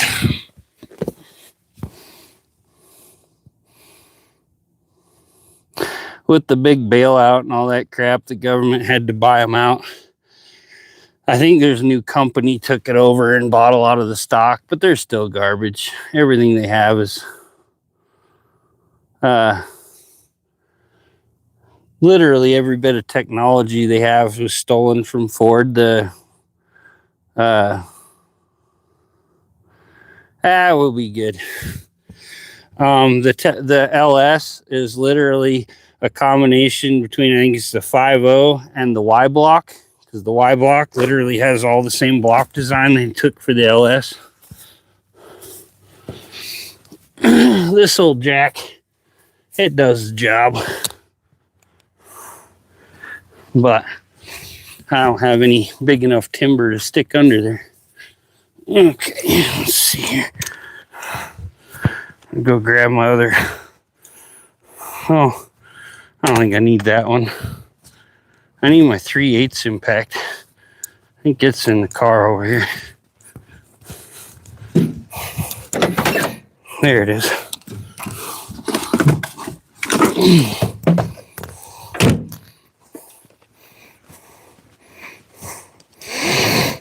This old jack's been holding cars up since the 50s.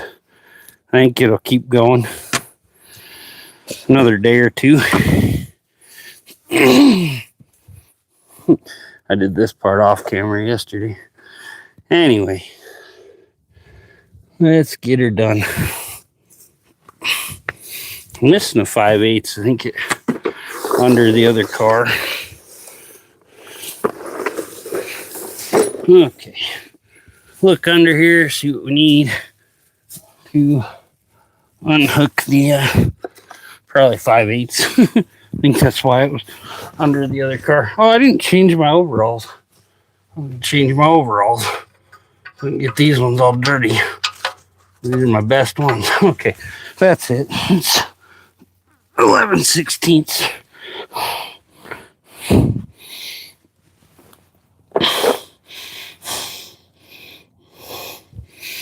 Yeah, jack's awesome. I love it. Not many jacks will get a car that dang high. Got the Milwaukee 3/8 stubby. Go under there and rip the sucker out.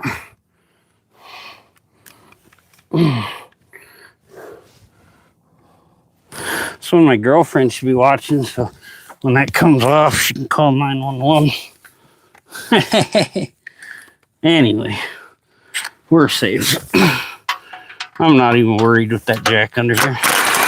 It has safeties and the whole nine. And literally these bolts are so good. I did put a new donut, or no, I had to put a new manifold on this side. So literally it all just comes right apart. Yeah, I had the exhaust manifold on this side split in two. It was a wild deal. Okay. Knife. Need to scrape grease off the crossmember bolts. Flathead will work. Got my knife up here. Somewhere I use it as a screwdriver and everything. Where it went though. Hopefully we can find that sucker. I use it all the time.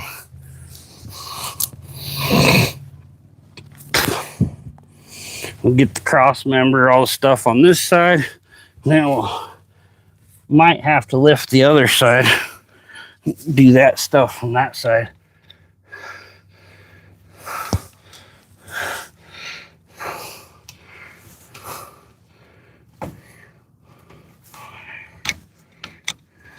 I think this unbolts from the top, actually. And that's all grease up there. I'm not sure. That don't look like a nut. It's all misshapen. The crossmember actually sits over the top. Weird. Weird, weird, weird.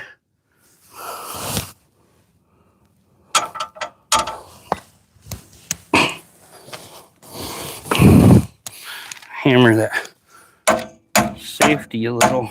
Okay, it's all the way in there. Make sure my safety's locked. Yeah, I don't want a car on top of me. Not what I need.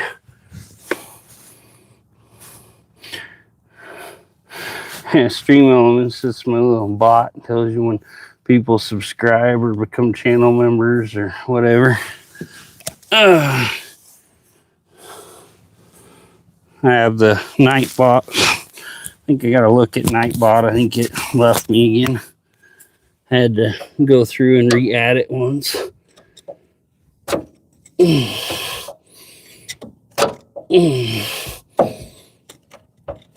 This pisses me off too much. I don't want to, but I will cut a crossmember.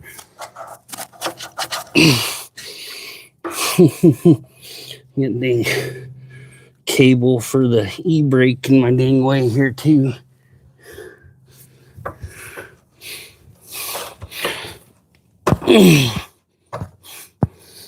Renegade knows how it is. He's a big mechanic-y guy too.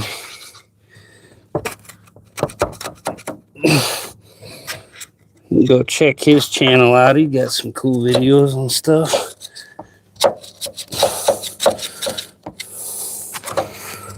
I like to try to support my friends on here. We all support each other. It helps us all grow. I know he's shared me out on his channel too. Good guy there.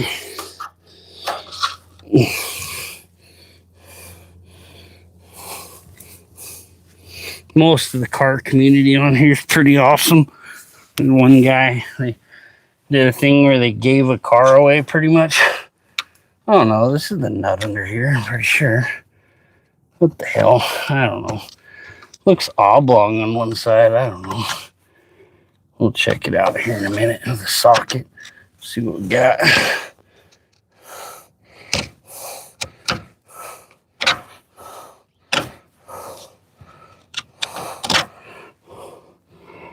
Yeah, I think it's good.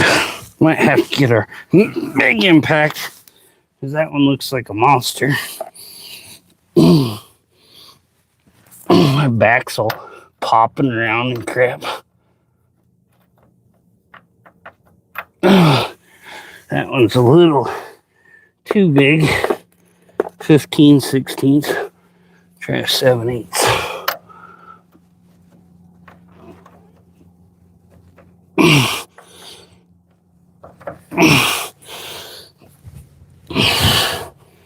My hammer at. It's hammer time, guys. Out here rolling in the mud in my good freaking bibs. Oh well. Not really getting greasy, so mud comes off. Okay. Let's see, we got a 7/8. Oh, my tire deal for my good impact. I'm gonna grab one out of the toolbox. Yeah, we got one right here.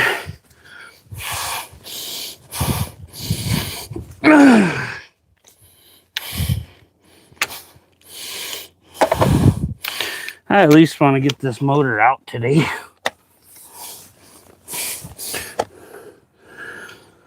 Find someone to fix one of my subscribers' car. Her 60s without her car. Oh man. Lives in Flint, Michigan. Maybe reach out to 6% Recycled. He's up there in Michigan. He's pretty good too. I think he's actually has an engineering degree.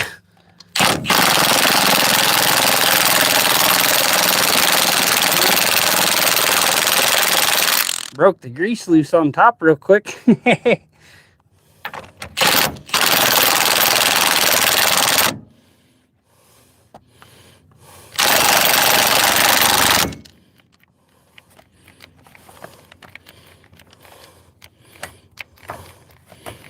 It's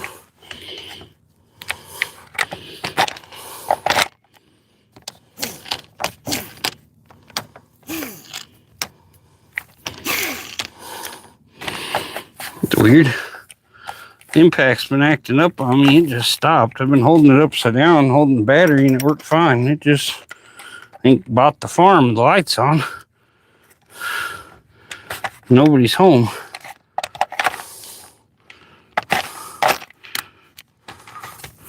Huh. Interesting. May have to get her replaced. Be a bad day. That's my go-to right there.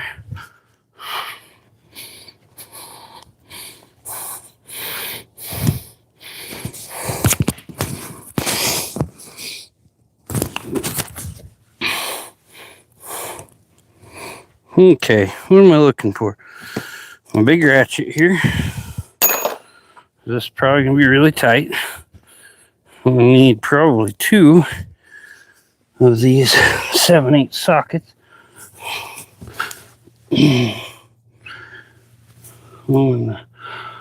When she got home, she had a friend put oil in it, cranked it up and leaked, and it leaked it all out. That's not good. That's probably new motor kind of territory, maybe.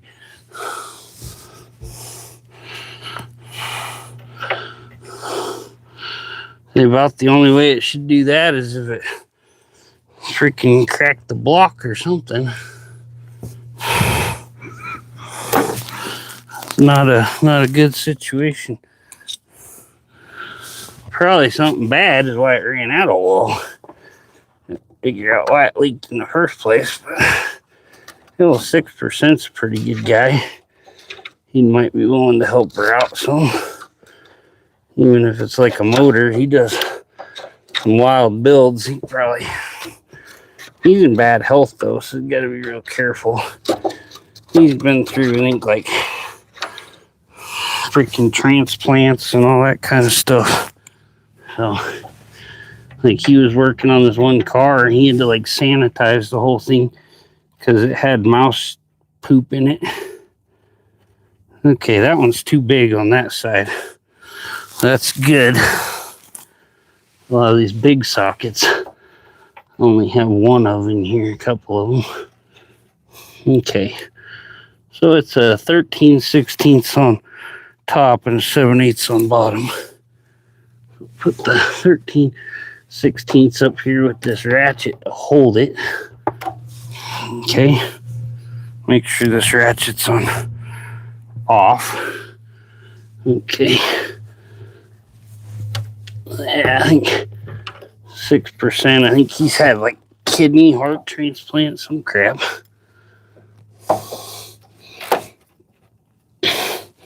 He's not in the best shape. But yeah, he has to be really careful with his immune system. Oh, Danny, we're working on a 68 Ford Thunderbird. Ripping the motor and transmission out to put in my 62. You need a liver transplant? That's no good. I'm sorry, brother. Well,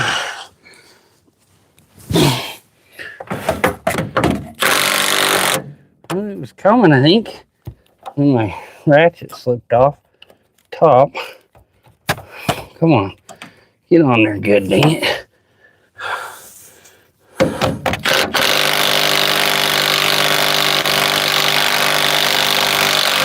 Oh yeah, that little stubby does some work.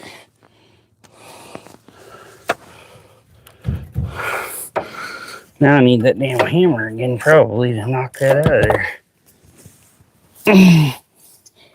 Not in the way.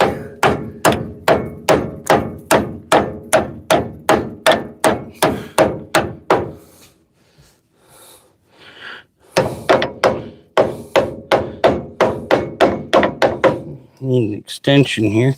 Put in the hole and tap it the rest of the way out. Just a hair. Normally go get a chisel, but it's just a slight tap. big old bolts in this thing. Okay. Weird thing is, where the hell is the thing here? Usually there's bolts on the bottom to unbolt the cross member. This one's weird. I think I'm gonna have to pry a bunch of crap out of there with my screwdriver because it's full of grease and shit. Yeah, that's what it is. Where the bolts come undone, it's all packed with grease.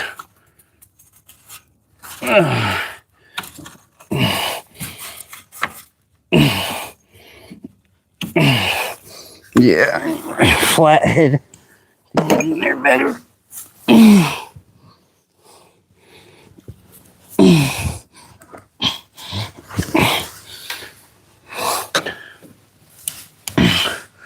Okay.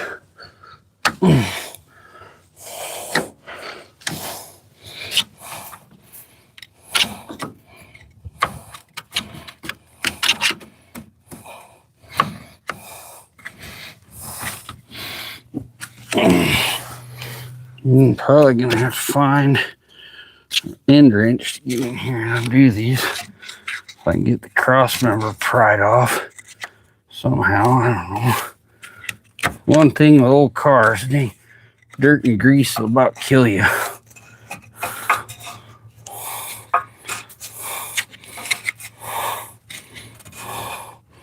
Okay, so I should be able to pull the bolts out on this one. And get the things out of here.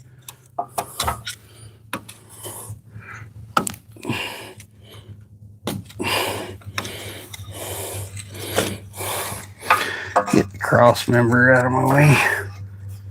Only like freaking probably less than half an inch under the ding bolts.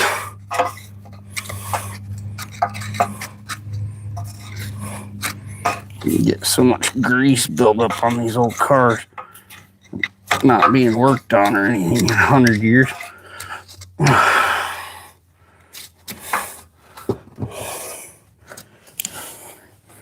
Okay, this one's got a dang hose under it too. On this side, the hose comes out and goes back into the thing. So I have to figure out where everything's at and get the dang hose under there.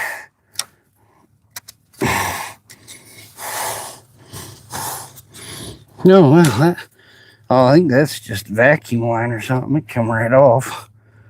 Okay. Might be the vacuum line, yeah, to the modulator. Whatever. Okay.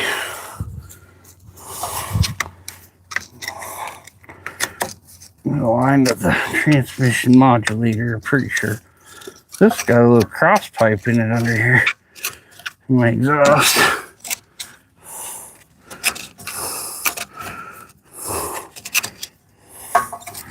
Man, this is a mess, guys. Get you under here and show you how much mess is under this dang thing.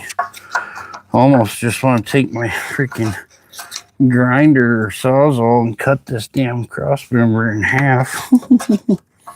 But I want it just in case I need it one day. Don't know if I'm going to need parts for this build or if I rebuild this or whatever. But I don't like to kill a car.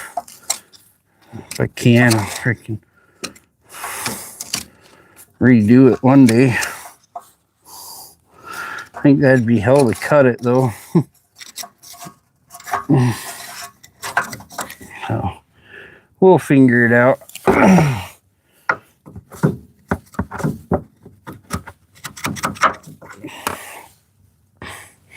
think I'm gonna wiggle under that other side. Get it done too. We'll get our wrench here, see if we can get the other exhaust off. Hopefully it's as easy as the one was. Good luck. Okay.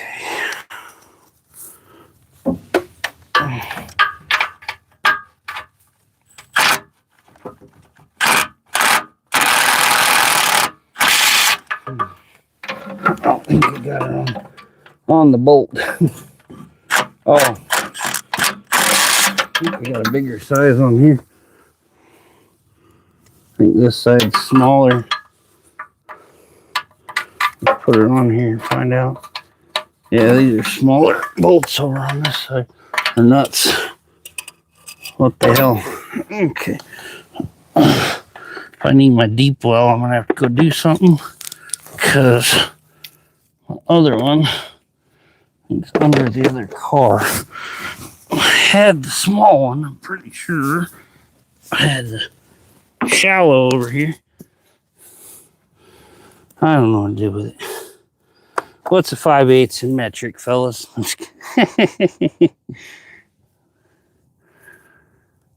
Yeah. I know, Renegade, but we can't afford to be traveling all over to help people for free. I would if I could. I don't have the means either. Let's see. Where am I?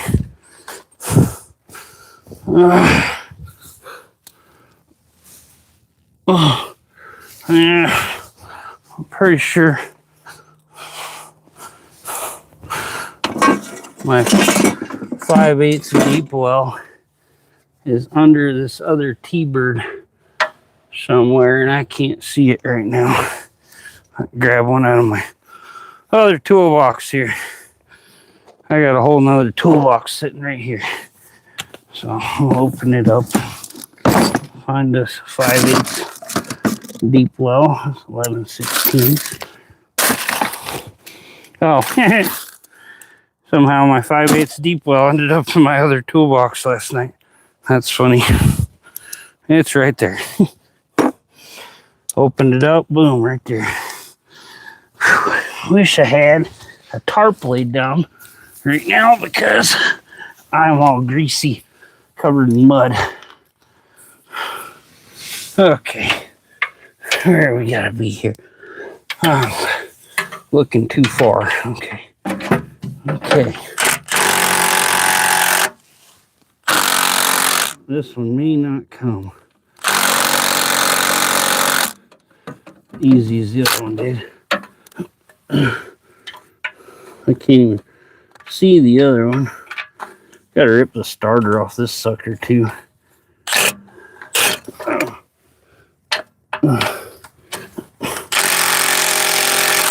Nope, we're gonna have to hook my big ratchet on here. These little stubbies don't do a whole lot. Okay. Get this big guy on here, it'll freaking come off.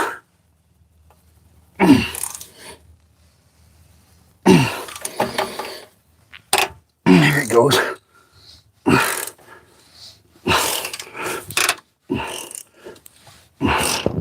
Sheet dry. Exhaust bolts are a pain. Always. Not very often are exhaust bolts easy.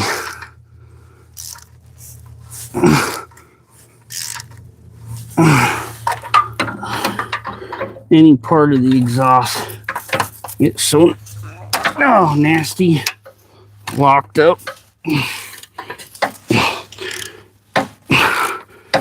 See if it'll go now. Save a lot of time if we can do it with the stubby. There you go. Hold that popped out. There you go. Bottom one.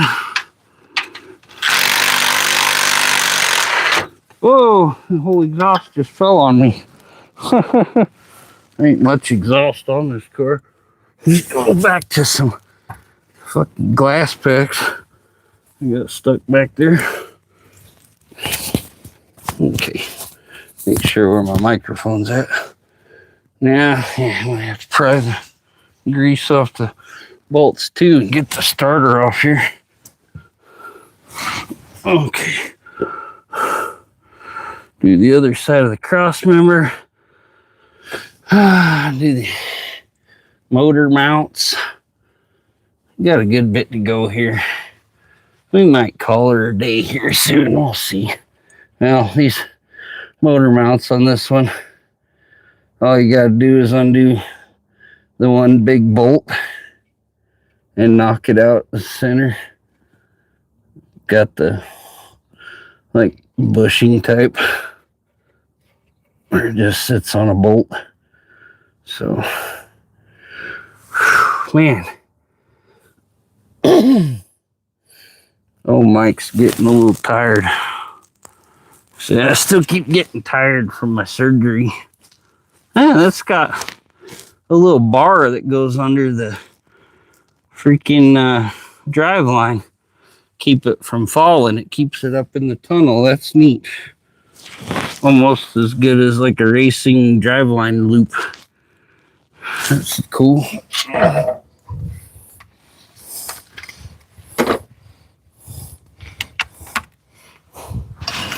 We'll come out in a minute here.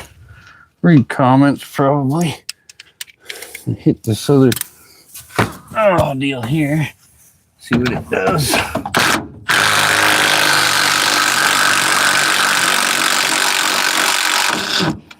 Just spin the crap out of it to knock the grease off on top.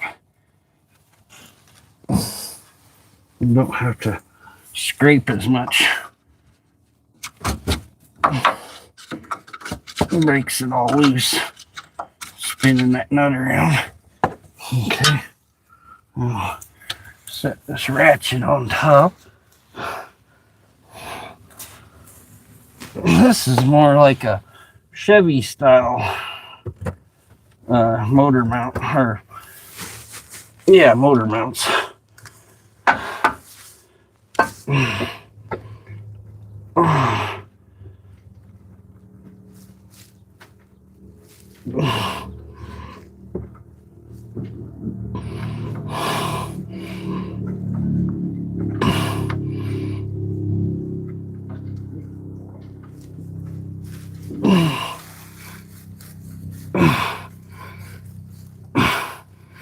Okay, let's see. We almost feel like we got less clearance. Yeah, we can't get the ratchet in on this side. Cool thing about these sockets, I'll come out and show you guys. We'll find a wrench. But these sockets I have, you can. I might just move things and lift the other side. Necklace is all messed around for my mic. Show you what I got here.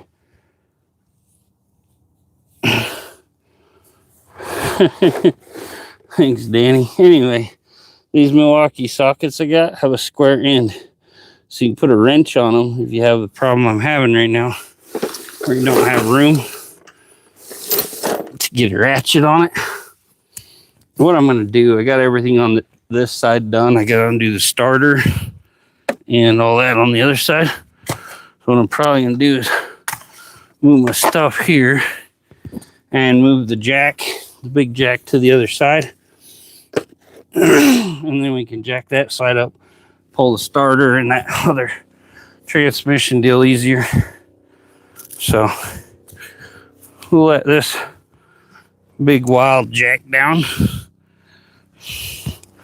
and move over to the other side. We need this other jack to help us out. This too will bind.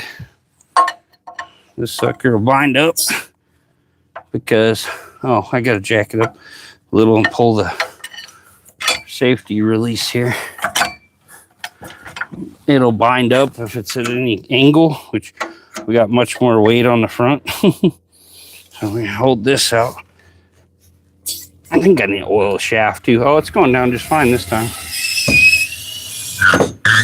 But the car's too low. Can't get this big jack out. So we gotta slide the other one under and jack it up to get it out.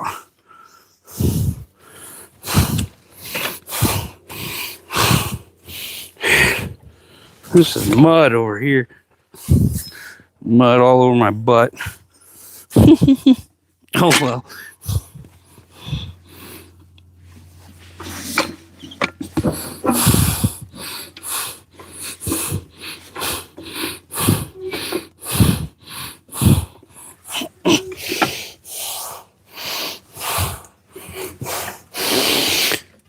you just do this, pull it out.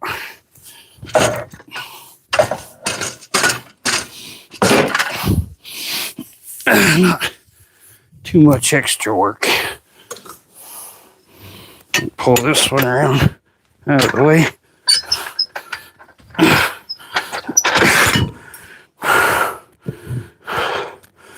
Might end here soon, at least go get some lunch. I've been on here almost 2 hours straight now. A lot more to do on this car than this one. Show anybody that missed it. This is my 62. It's in fairly good shape. Has new interior, everything. It just needs a little body work and a paint job. So we'll be getting to that. Paint can wait till nice warm weather this spring. Get us over here out of the way. Move antifreeze jugs and such. Be disposing of the antifreeze. It wasn't any good.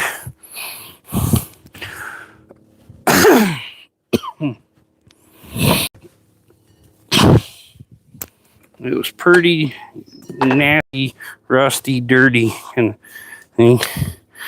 Now, the reason you don't just run water in a normal car, because it'll rust, among other things, freezing and such.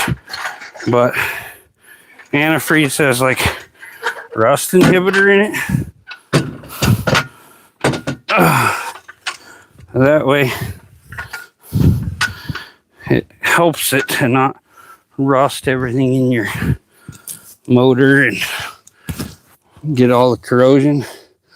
Another trick I learned from my buddy Buff Del Campo, his channel.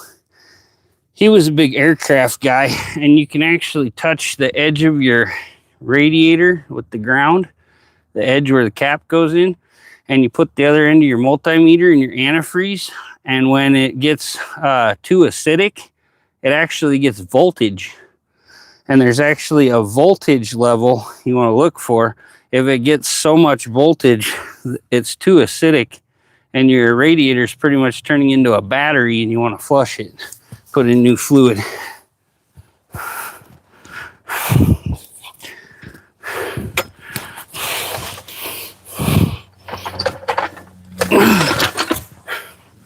This is an ultra low, extra high lift jack.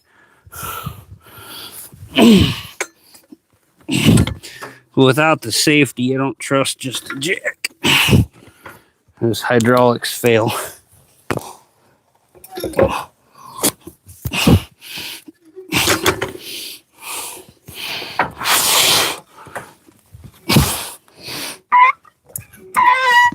Okay, make sure it's out of the way of the crossmember when we put this in. I don't want to have any issues. Okay, crossmember's clear up there. Probably want over a little more. Oh, I'm good. This will work. Maybe a little. I don't know. Yeah, we're good where we're at. Should lift up the whole car, no problem. Okay, squish this sucker in here. And I gotta go get the handle. It's over on my toolbox. You want to make sure everything's perfect when you do this, because you don't want this car to fall. I don't want to have to go cut a bunch of big logs to stick under here.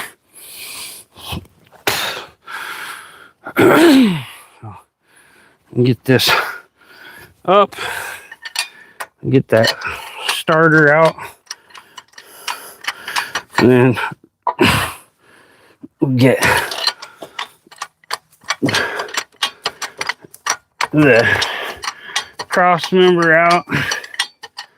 I'll show you in a minute. I'll get a wrench that fits the other end of that socket like I was telling you. Yeah, perfect. We're good.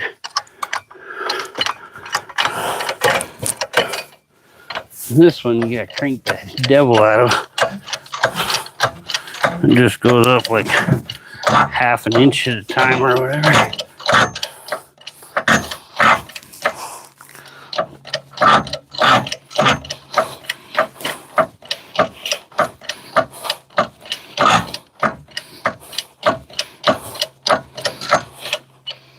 Might see, we might be able to just take the exhaust system out of this sucker and put in the 62.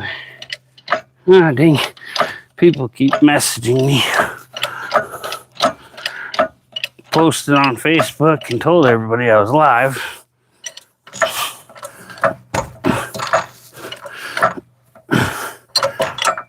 Okay. Almost the first catch. Another 4 or 5 inches to the second catch. You want to make sure you have a safety catch.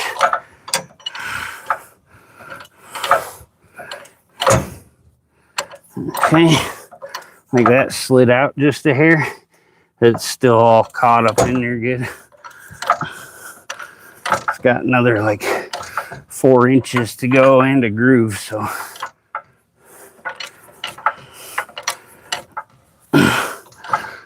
We're almost to the second catch on here. That usually gives you plenty of room to work. Okay. I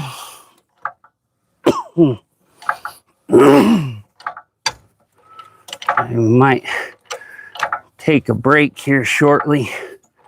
Go have a nice salad or something for lunch. And maybe be done for the day. I don't know. There's no big hurry. Only hurry I have right now is got to cover this engine. Now I got tarps to cover the engine, but we're gonna put this under the front where we got a cross member or whatever. So, we'll pull it out of the way. We're good. We good. Okay, let's see. Henry, how you doing? Appreciate you, brother. We got to get this side of the cross member undone. Starter undone. I think we're about done.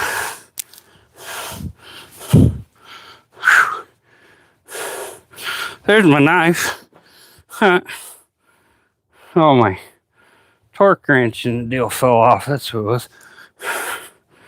Okay, we need the toolbox over here.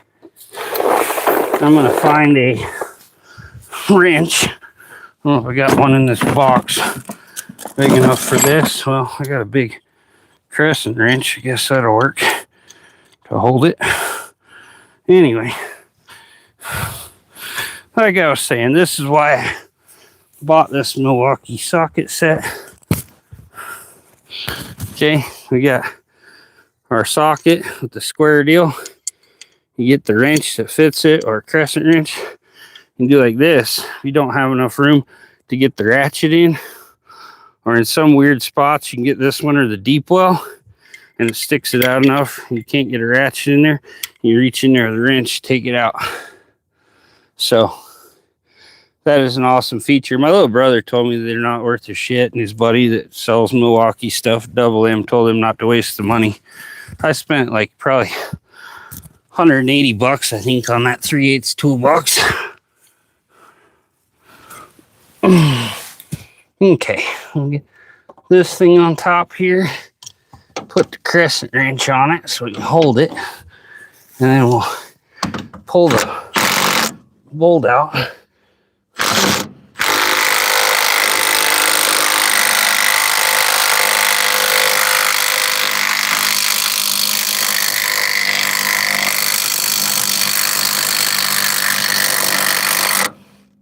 Stopping almost at the end. We're gonna put it back in, tighten it back in, and then race the stubby off. Yeah, she don't want to come all the way off. We might have to get a ratchet, wedge this crescent wrench in here somehow. Yeah, put a ratchet on there. There's a little grease on the end of there, and it's fighting us. And I put my long ratchet. It's over there somewhere. Oh well, this should work. Just got a little grease on the damn tip, and it. Oh, we're only on 3. We aren't all the way on break off mode. So, let's see what we can do here. Ow.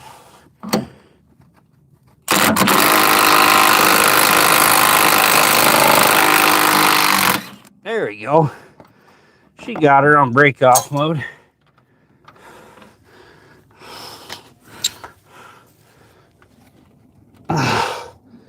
See if we can get this bolt out. Yeah. Big old bolts in this Crossmember.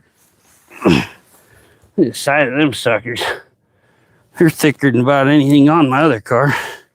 Okay. That's undone. We're going to have to figure out what wrench we got to get to take the bolts out of the tranny on the Crossmember there. So, just got a little steering bit holding that in. Looks like we need a new rear seal on the transmission. Want to replace all that stuff while we're at it. And yeah, she's prep done. It's got two bolts to take out that hold the transmission Crossmember piece on. Actually, I think that piece just drags right off top of that Crossmember. I don't know. It looks like it just sits on it. So, we'll see. Now I need my toolbox to get this starter off. And then we're about ready to pull it. Getting there.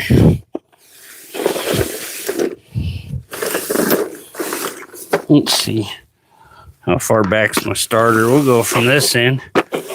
You guys enjoy the view while you can of my backside there. Oh, I think I had you too far over. Anyway, I gotta crawl back up in here. Ain't really a good view for you guys, but I gotta get in here and get the starter off. Okay, let's see what we got here. Got a screwdriver here. Gotta get all the grease off.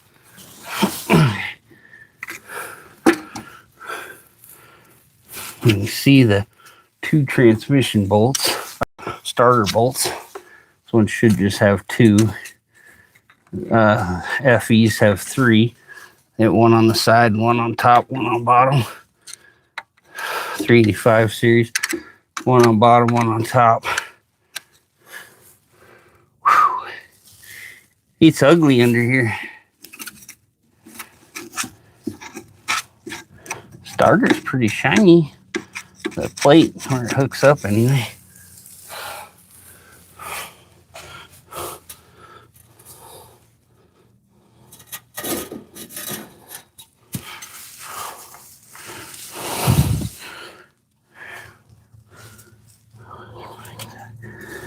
Okay, top one. No, that's for the thing. It's up behind there somewhere. Oh, yeah, the top bolt's on the other side of the transmission, duh. I just did one of these on my other truck. Okay. See what size this is. I think it's a 1/2 inch or 9/16. We'll say 9/16. We don't want to believe they'd use a little 1/2 inch for that. Okay. Grab a power ratchet. It should get these.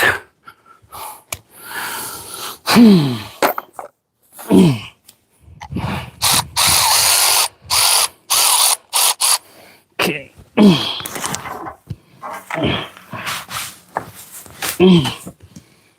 Okay, here's what we got.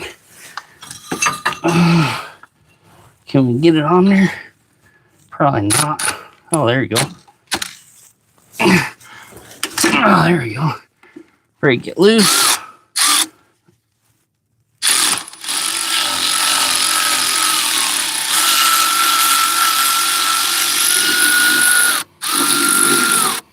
There you go. Bottom starter bolt. Put that out. And then we gotta go to the other side. get the top starter bolt. Can't believe I forgot about that. I just did this on my big truck. Okay, I need either just a regular ratchet or an extension. We'll just go with regular ratchet probably. Laying right in the kill zone. Sucker come now. You guys all have a good laugh, I hope. At least.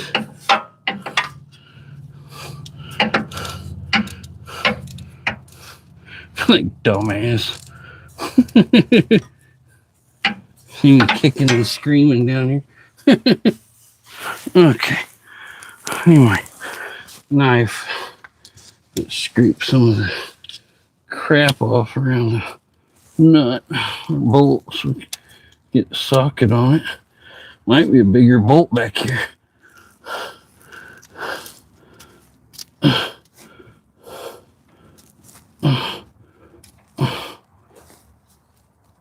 Okay,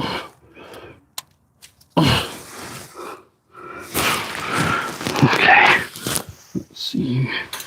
Might be a 5/8 on the back. I don't know. No, it's going. It's going.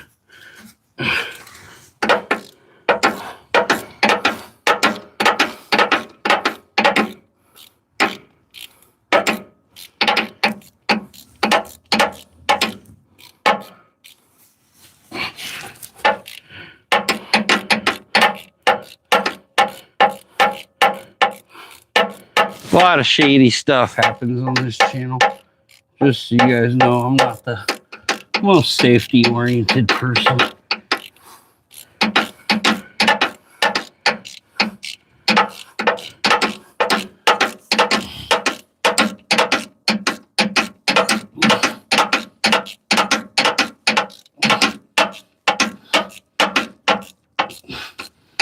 Can hope when you guys do it, you use a little more safety.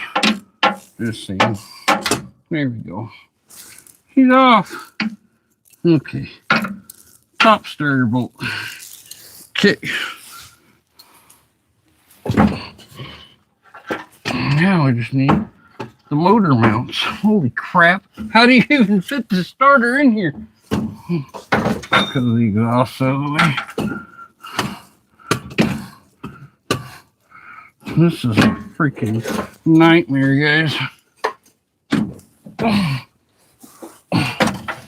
Get the starter in the hole, tip it up, get the dang exhaust picked up clear out of the way, drop her out.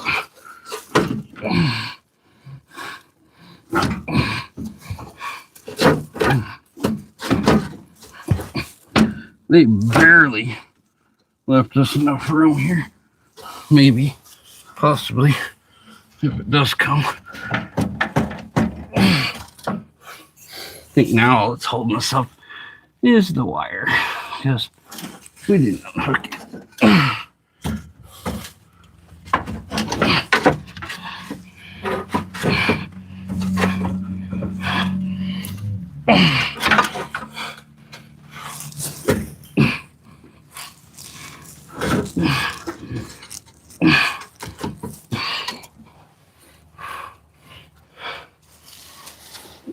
What I'm going to do, I'm going to go unbolt that.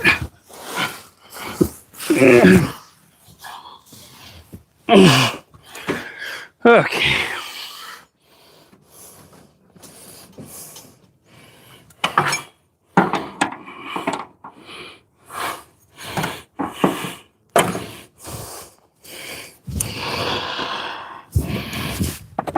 Half inch.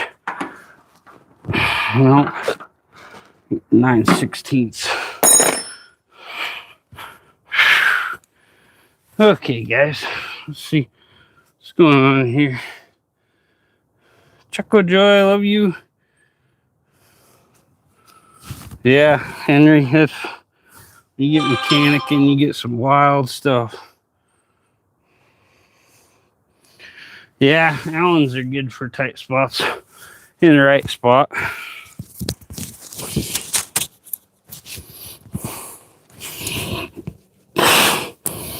All depends on the situation. Okay, there's my 9/16. Undo the wire up here from the solenoid.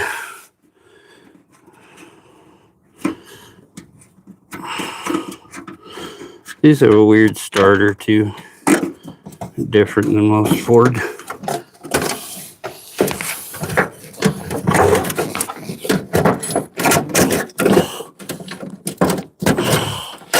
Okay, now just got a little deal on the side of the motor there, but we can pull it down enough. And then I'm probably gonna need like a 1/2 inch to unhook it.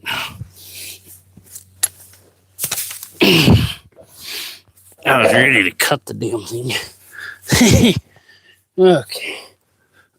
Well, okay, there we go. Pull the whole dang wire pretty much through the thing.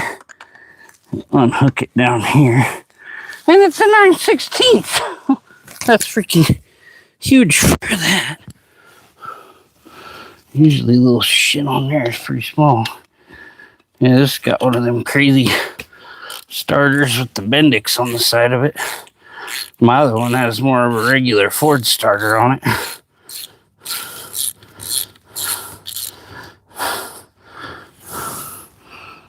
Okay, that's all. There's that one deal. Cool. That starter off. Motor mounts. What we gotta get next.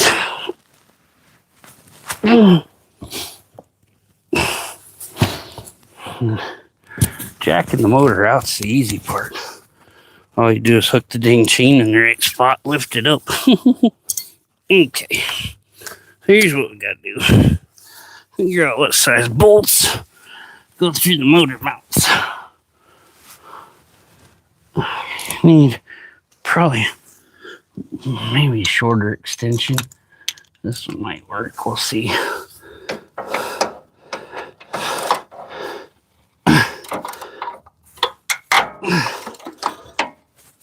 Okay, that one can stay on that side. See what size we need on the front. 87 SS boy, how you doing?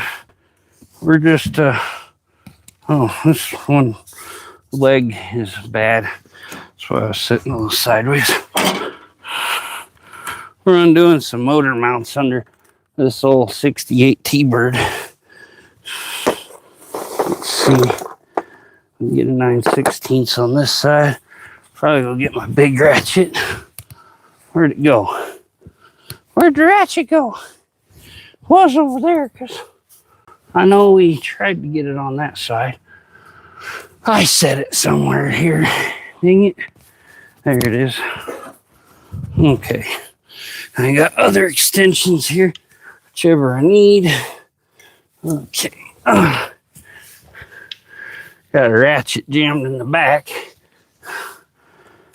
Ratchet over here.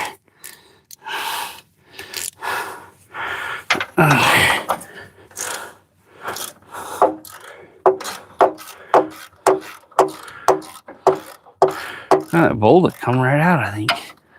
Huh. The freaking mount just sits right on there just nice.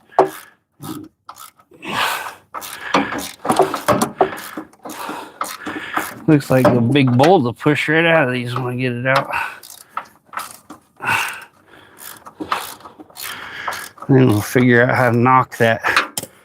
Freaking get my big hammer or something, knock that freaking. Oh no, my back one slipped. Came off. Oh well, get under here and hold them both.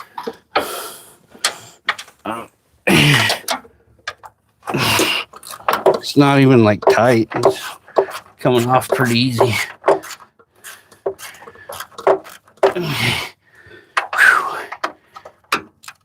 I'll go back there. I think I just got to loosen the back exhaust clamps, and my whole exhaust system will drop out from under this.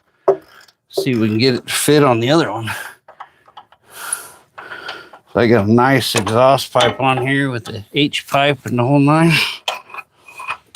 Okay, motor mount bolt 1 done. Try the second one. So get it back up in here. Oh gosh, rust and shit in my ear. I hate that. Hate when you get that crap falls in your ear working on cars. You need like earplugs or something to keep the crap out of your ears.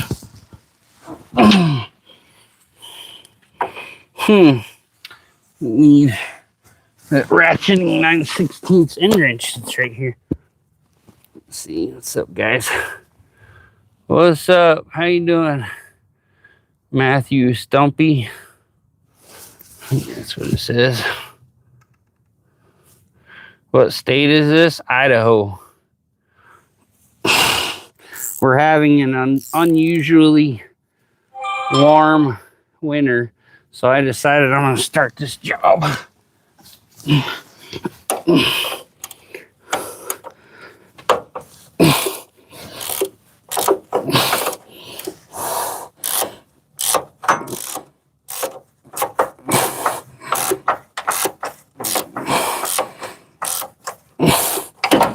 Nah, dang ratchet.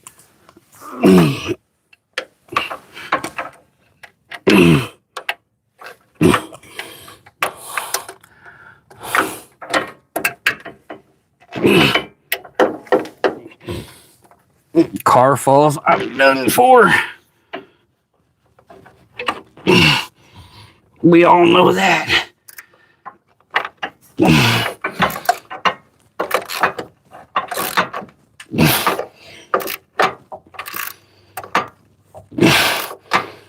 Just a little ways more to go.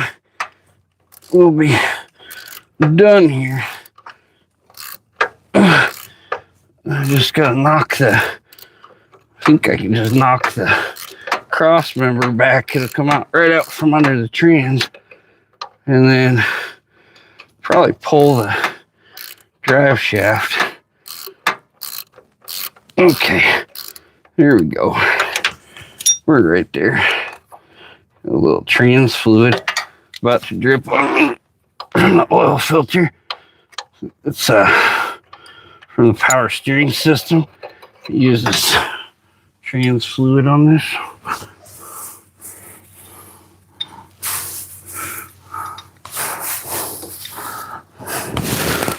Okay.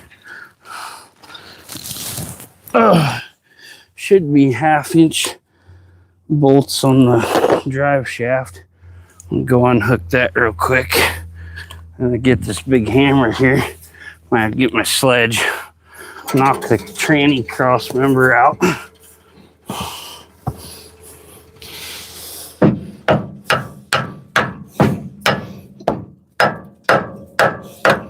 Yeah, we might even get a come along. But yeah, that sucker, it just slides back. Oh, I thought my ding, something fell out from up above, I think.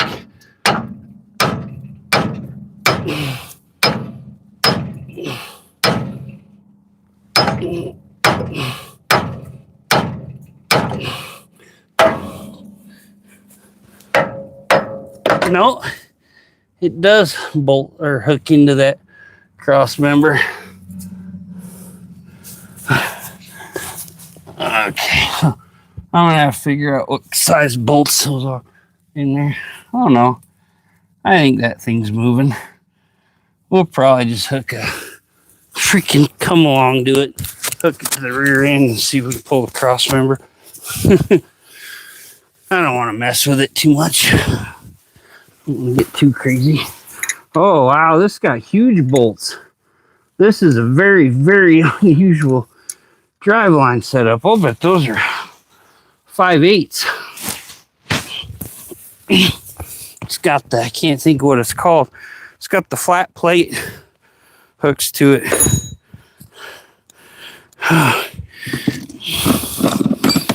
I'm so dirty. I should have got a tarp out and put under this car. Anyway, oh, there it is. Let's see, I thought I had a 5/8 ratcheting one out here.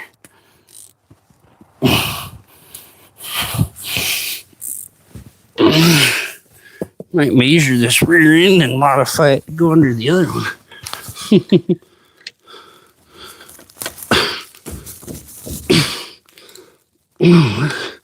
You got bolts on the back, or nuts on the back. The nuts on the back are even bigger. Holy crap. We might just pull that trans forward and let it slide out. Because this drive line is going to be hell to pull out. This car is built. These T-Birds were no joke. This thing's built for power, speed. She's just built like a tank.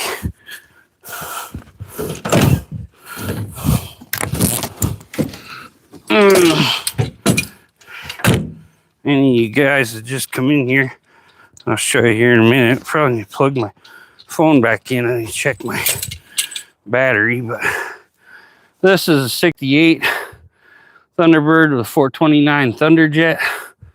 We ripped the 390 out yesterday and the transmission. And we're going to put this 429 in that T-Bird. So, it's going to be a hell of a cool deal when we get done. Fast car.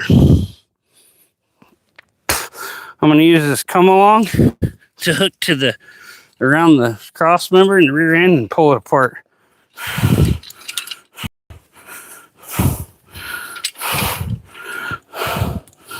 Okay, let's see.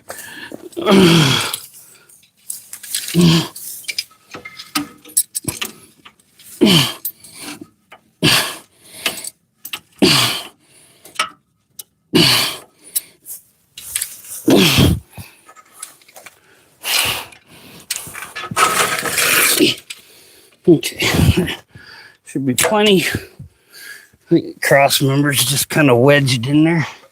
Don't look like it bolts up at all. Let's see if we can get this hook around it. Here we go. We'll just pull it out. If not, we're gonna have to get a little freaking wrench and get in there and pull the bolts out. Be a pain in my butt.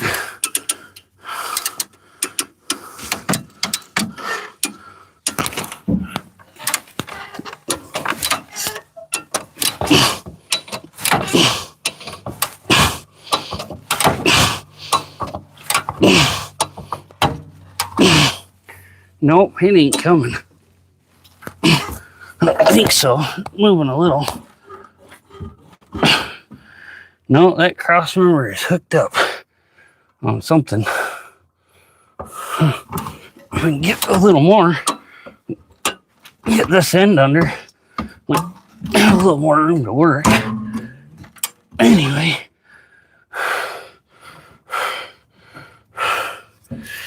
Where's my crowbar?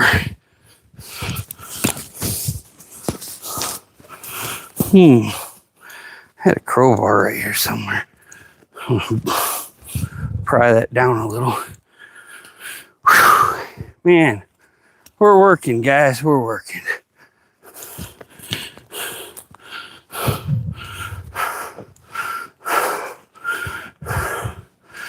Even if I can get that cross member under on both sides, drop the exhaust, probably pull it out with the cross member.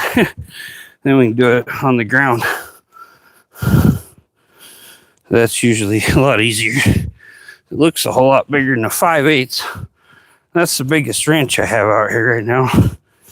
I got a couple under the hood here, but it's a hell of a job, so I'd rather just have it out where we can get to it easier.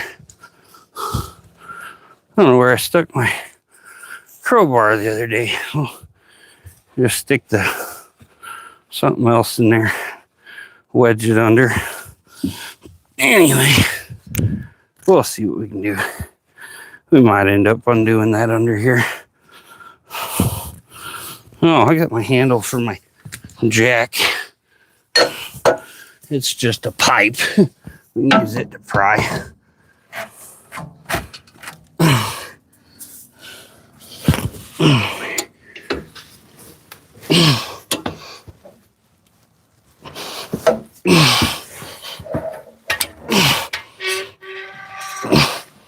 There we go. We at least got it down now. It'll be easier to work on. Because one side of the trans is hanging down, so it'll give us some more room to work on that crossmember. Yeah, that crossmember is wide enough. It might cause some problems coming out. We don't want any problems. We want this to go as smooth as can be. Smooth like butter. Yeah, the drive shaft's already starting to come out. So, okay. Just need to figure out what size bolts are on that baby to hold the tranny in.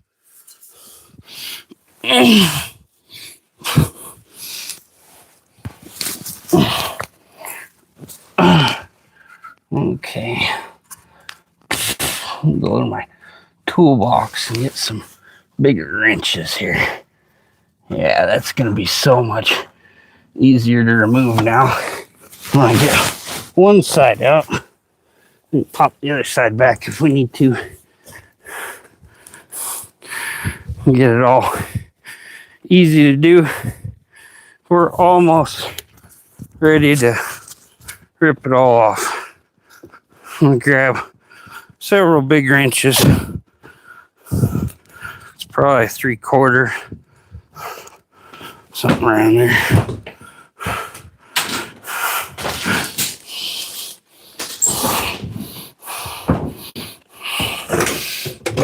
Let's see. Big wrench drawer. And grab that one.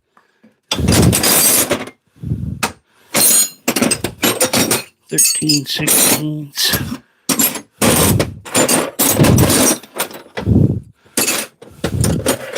Three-quarter.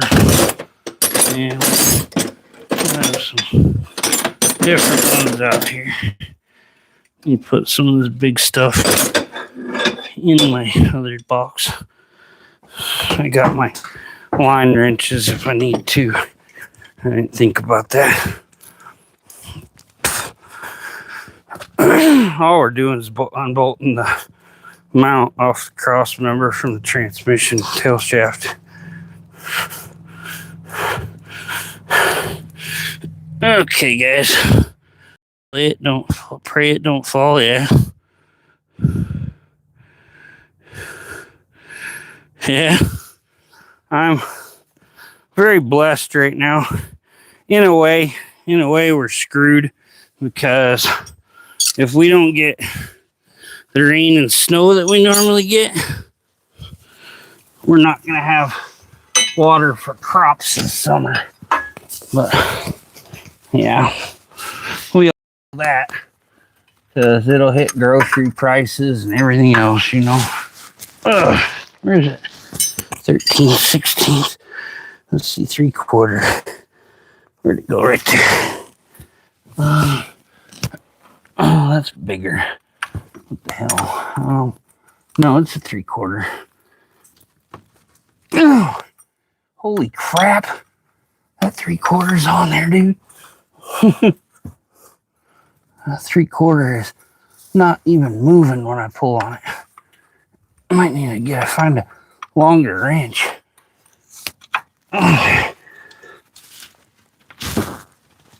Oh, there it goes. Hallelujah. Praise the Lord. It's Sunday. We got the Lord on our side today. I don't know if he likes us working on cars on Sunday or not.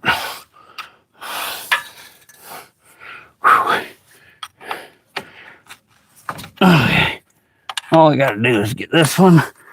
Might have to put the come along on the other side. Pry it around. Get it out. And then we'll be good. In the hood. We have, oh, that's a trans pan. I was going to say, we have a really weird oil pan. What am I looking at here?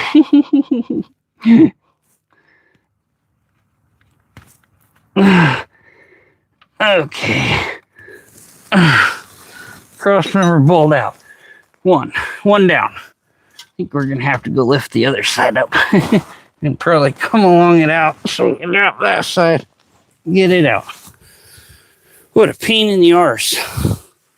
Okay. This car has been 100 times the problem. I did the other car in like an hour. I've been live over 2 hours working on this one.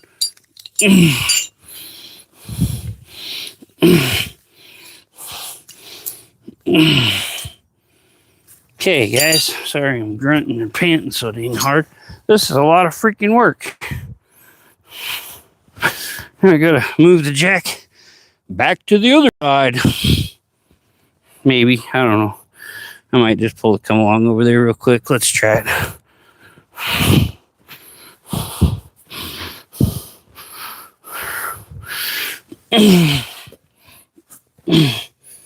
Okay, let's see here.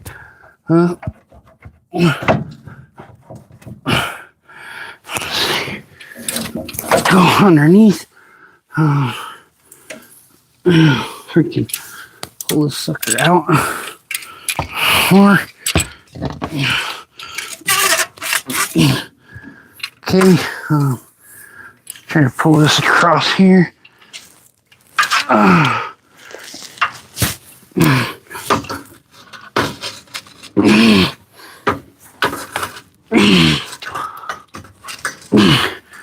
Okay.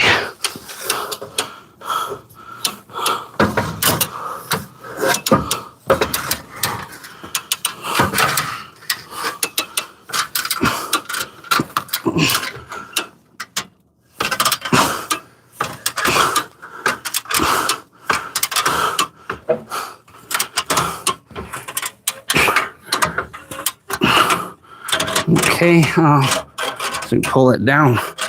Okay, there we go. We got her bent down. Wasn't near as hard now. One side's unhooked.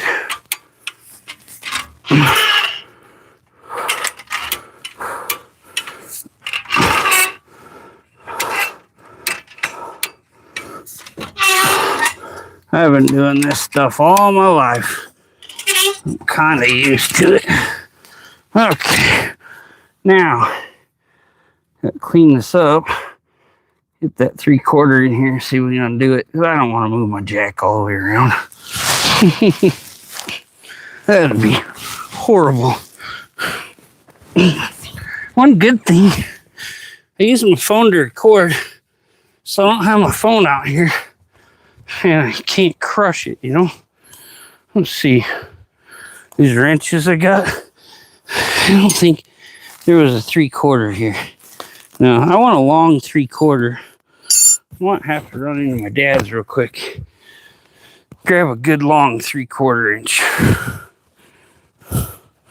So I want something longer than this little stubby guy that I about killed myself with last time. And a box end would really help. I'm going to hang my mic up here on the phone, and I'll be right back in a minute.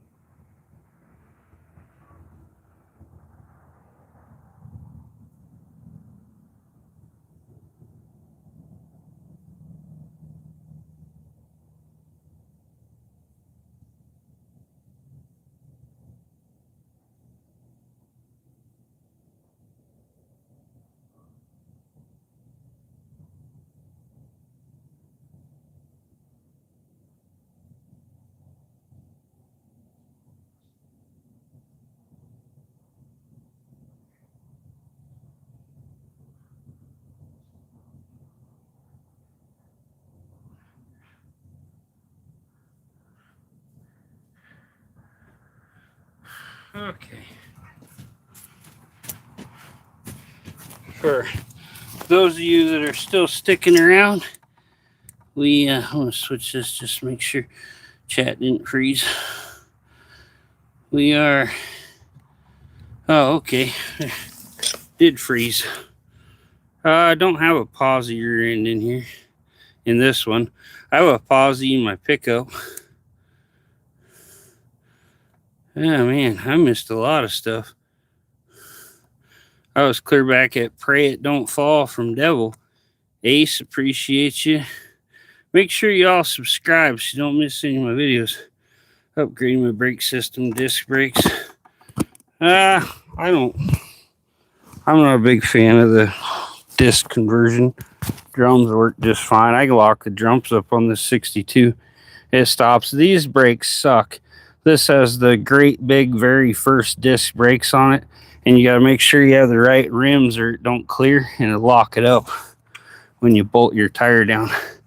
We're about ready to pull this 429 though, and we'll show you more stuff. And I just got to get under here and do this one. I got a rag for the carburetor hole here, so we can kind of tuck that in the holes and such and keep all the debris out.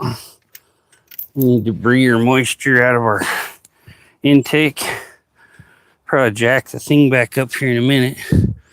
Oh, air brakes on your 64. Yeah, that may be something to upgrade.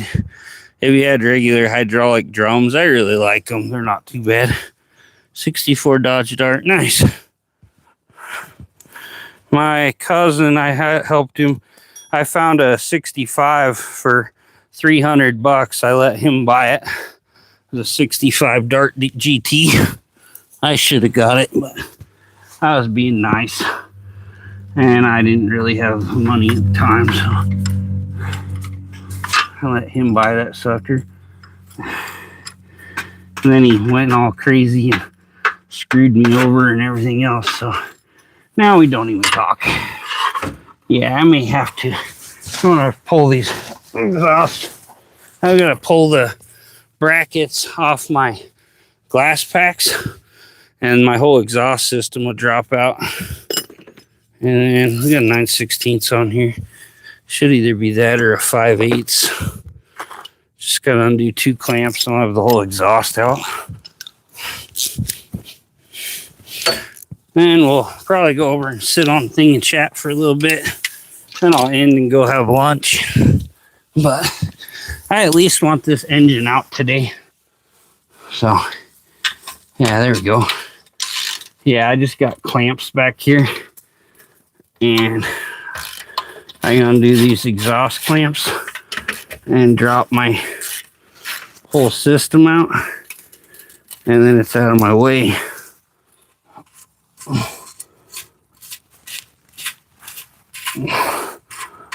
Okay. Yeah, I just got like 2 hangers, I think, back here. That's all it's holding my whole exhaust system on at the moment.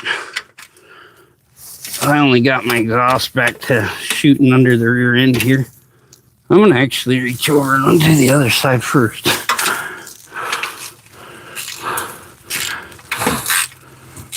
Ooh, just barely getting these nuts. They're on there too deep for my little socket I grabbed.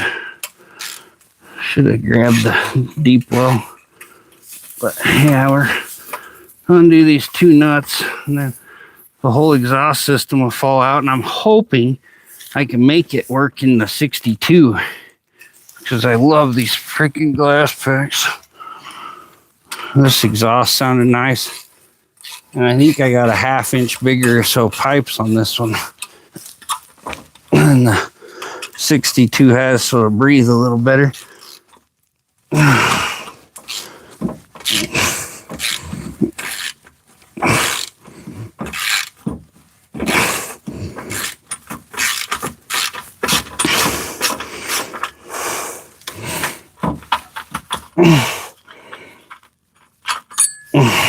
Okay,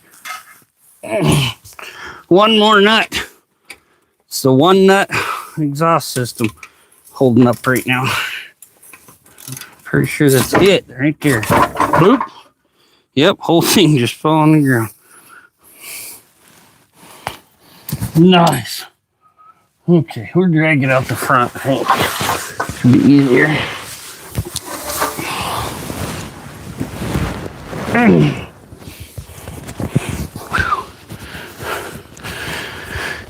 Yeah, see down there? Yeah, this is my exhaust system.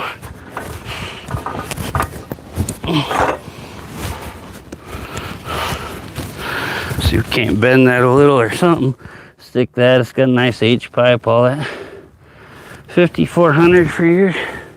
Wow, that's crazy. I paid 800 for the 68 T-Bird with 429 Thunderjet, and it ain't. The body's quite beat up. It's missing some parts. I paid 800 for the 62 T-Bird with 390. We got 390 pulled yesterday and the C6 out of it. I did a C6 swap on it, but the engine was shot. So there's the engine compartment. I gotta squint a little, kind of. I'm used to it because I don't wear my glasses when I'm working on stuff. Anyway, undo that one bolt on the Crossmember for the transmission. Then we're gonna hook up the run the cherry picker over here, and we're gonna get this engine out of here. Rip the engine and transmission out all in one. So we're almost there.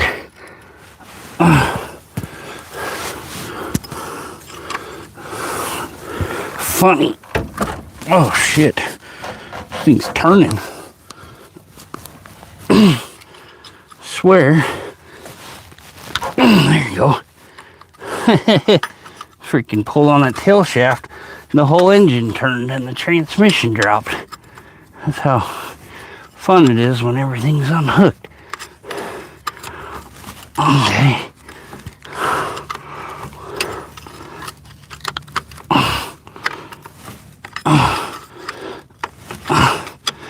I built a deal for my Crossmember on my other one. Pull this Crossmember, hook onto the chain toward the back of the engine. It should come right out. I get really good deals on cars. I actually have a really cool old Ford van I'll show you guys when I get done here. It's like I don't know, I'm not sure. It's around a 62 Ford Falcon van sitting on a Chevy suspension with a 454 big block. Gate lady gave it to me for free. Her son was building it and died of cancer, and she didn't want anything to do with it, so she just told me to bring a trailer and haul it off. The engine was really good, supposedly, and the sunroof is broke out, and it has an Edelbrock intake on it. I think it's a Performer intake, and the sunroof's missing, and water leaked in and filled the engine full of water. And so now the engine is shot. At least needs everything tore out. Freaking wedge the thing open, or wedge it apart and get everything out. Man, this Crossmember is hell. Here we go. Whew. That was a job. Anyway, we're going to set this baby back down a good bit so it's not flying in the air. And we're going to get my come along unhooked from the rear end here.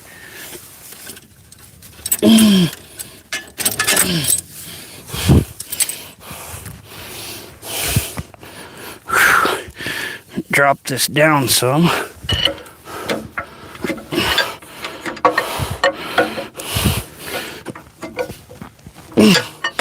Most of the way, anyway. Okay, there we go.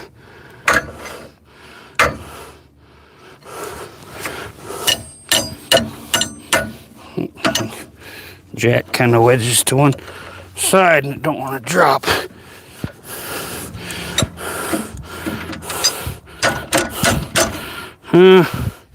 Thing's a pain. One issue with this jack.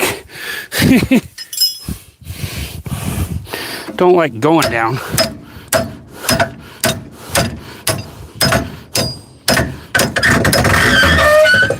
There it goes. Gets wedged a little. Just like, nope, I'm done. Okay, now get you guys back up so you see what's going on. One of those for sale.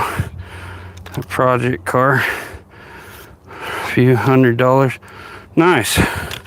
Probably needs rebuilt though. This one still has like new compression and everything. So my 390 and my 62, it only has like 60 pounds of compression. I don't have the money to rebuild it, so we're doing this swap instead. This is my dream car, and I want to get it to where I can use it. Now we're going to get this engine up, and then if we get it forward a little, once it gets to where it's coming out, we're going to grab my flatbed back there, big farm truck. It's my shop truck, whatever is what I call it. I don't farm, but oops, pulled my thing clear out. Anyway, we're going to hook the flatbed up to the ball on the back here and pull the car out from under the motor. We need to come along to the other car to keep the engine hoist right, because the freaking engine trans weighs so much. May try to tip over the freaking engine hoist. I've had it happen. So, get behind this sucker and push it around.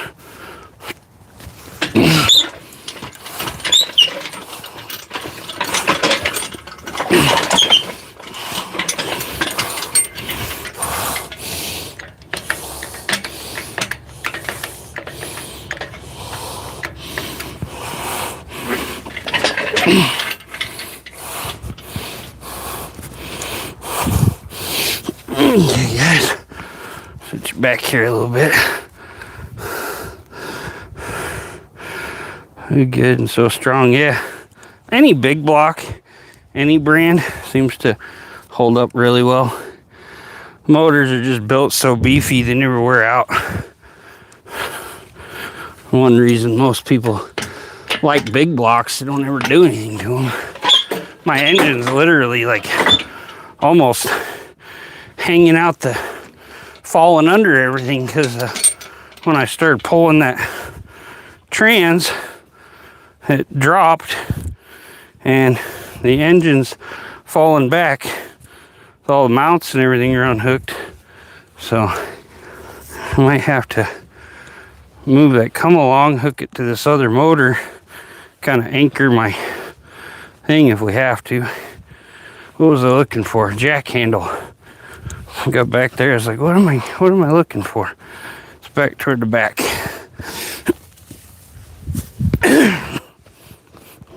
Alright, I didn't get a drink. I'm so dried up right now. Oh, had one over here. Oh well, we'll look for it in a minute. I got some blueberry green tea over here.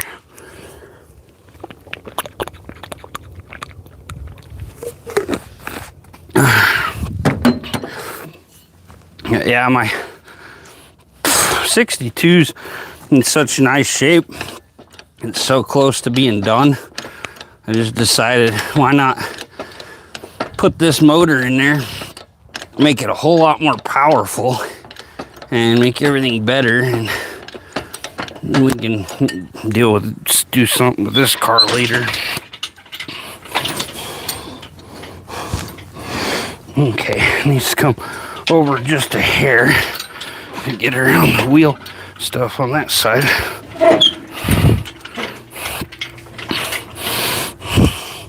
You know, I'm hitting it on this side.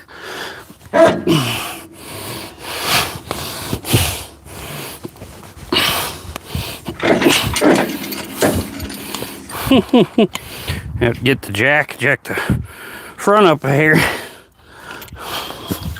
Make it clear everything.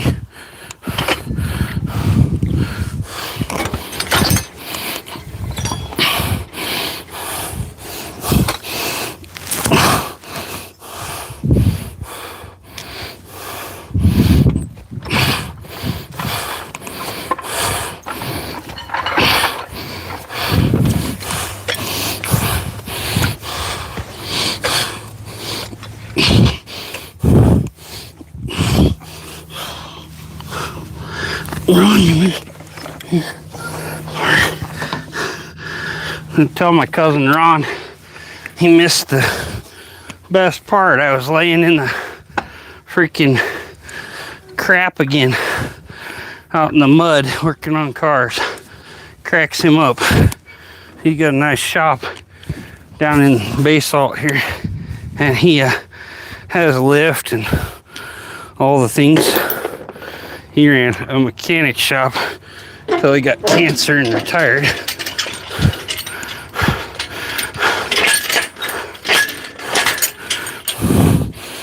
Okay, we'll kick this thing in a hair. Might be good.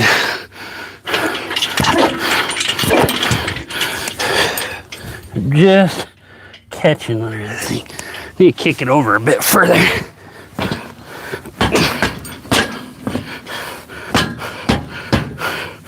Well, I don't think it's going anywhere. Barely a fit under.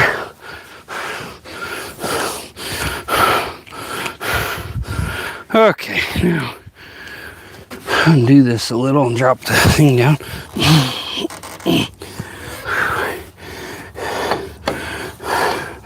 We're as far back as it goes.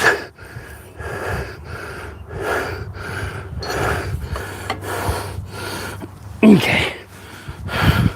Let's see. We're keep an eye on that distributor. We may have to pull it. I'm really hoping not. This thing costs a lot to replace. It's a nice, well, it's an Aces. I'm not gonna say how nice it is, but it's an Aces high roller system, and it's quite an expensive setup. We'll just say that.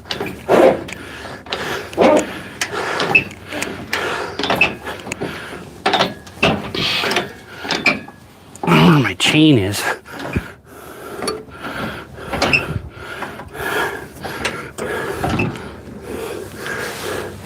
Okay, I'm off the one motor mount, not the other.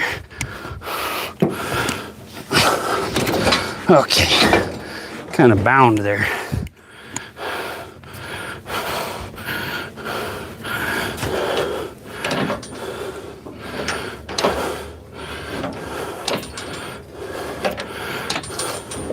Just the spark plug wires I got on this. They're Aces ceramic ones. They're like freaking $200. See my tail shafts come out yet? Yeah, we're far enough out. Trans ain't holding us. Or that the rear end should slide. So we'll pull on this a little.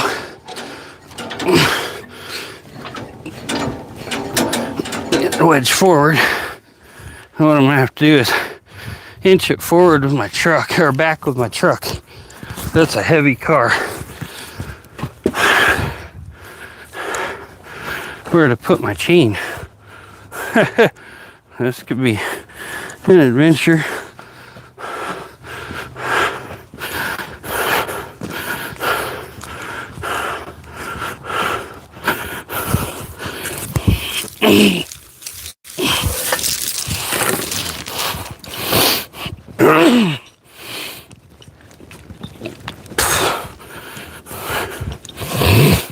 You need to fix a exhaust manifold leak in my truck. I don't know if it's warped or what, but a new manifold if I need it. I need to pull this back like an inch or two at a time. just inch it out. I don't want to hurt any of this. I got a lot of money into this motor. Put at least 2,000 into it.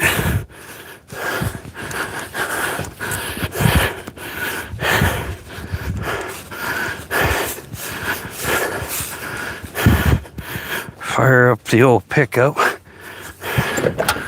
Pull back there. Get her ripped out of there.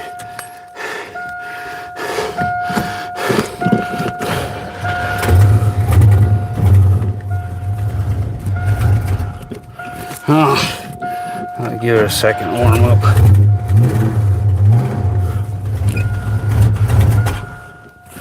Yeah, ain't ready to move yet.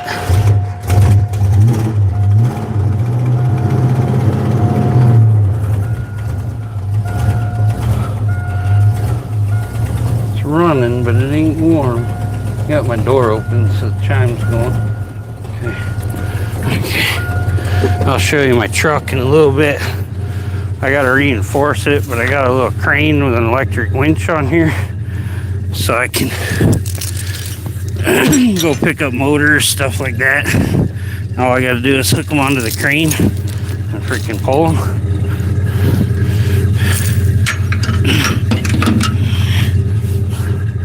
Should do her. Pull her up an inch or two, probably.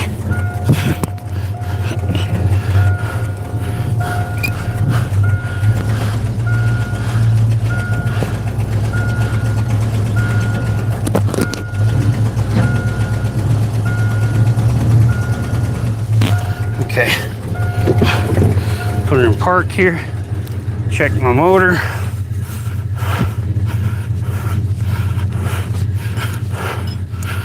How you inch a motor out when you don't have any way to do it. I just didn't want to have to do all this and put the transmission back in, you know? I'm a pain in the butt. Yeah, I think I'm gonna have to take that come along, hook it to this engine hoist, and hook the engine hoist to that other big block. Keeps the back end down, balances it better. Might have to jack the car up a little to get till the transmission comes out.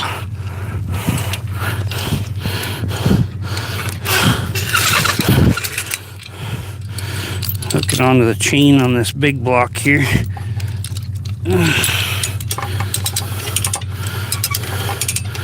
And hold it. I did this once with my truck. I hooked it to my pickup with a winch. Best way to do it is just pull a pickup over here, hook the pickup, or even park a tire on this other deal. Pulling the engine and trans together. Oh, I still got my fuel line hooked up here. Hold on. Pulling the fuel line with me. Fuel line from the tank right here, about stretched all the way out. Oh crap, I didn't unhook the transmission linkage. Oops, bent that crap around. I knew I'd missed something. Dang it, that's gonna be stupid. Let's see if I can get to it, or if it's gonna hold us up. Yeah, probably gonna have to get a new piece for that.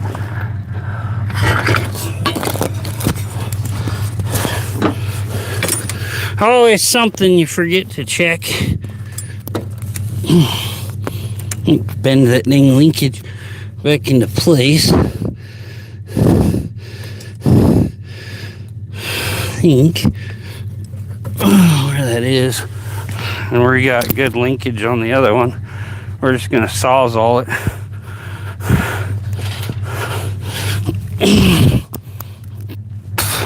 linkage shaft, something we can replace. 305 Retro King, how you doing? Bro, you come out here and try this all day. What the hell? Am I freaking Sawzall's acting up? What the hell? It was good yesterday. It's blinking. Huh. Well, I ain't Sawzall in it, I guess. Maybe I'll have to get under there and try to unhook it. I don't know. Well, I think. Shit.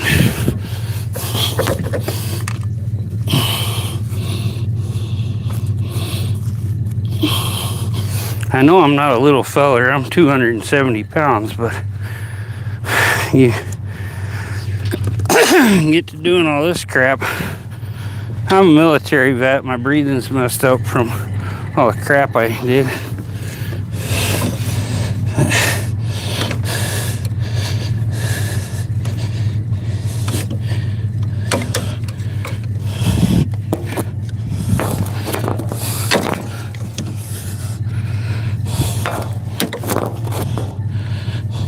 Yeah, got the clip off. You want it to come. I'm done. Here it goes. It's coming apart.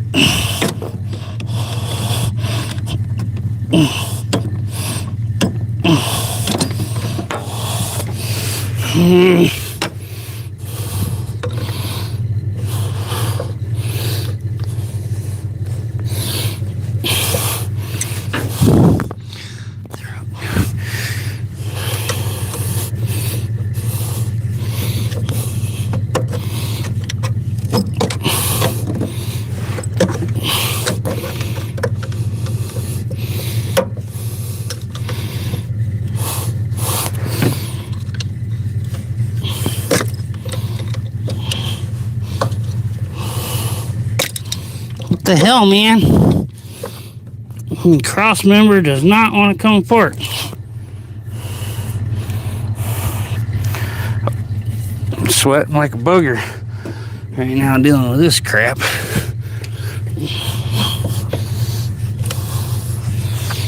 Get my hammer and tap on the end of that sucker. Got the clip off. Got a freaking spot I skinned on my knuckle. It's probably the only spot I've gotten the whole time working on this. That's not too shabby.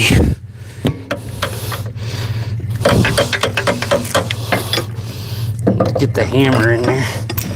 See if we can get the hammer in between the linkage and pop it apart.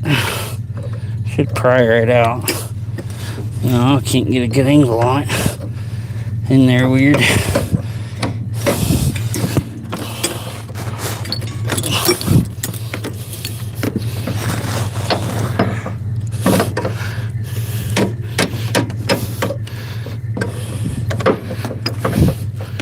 This is BS, man.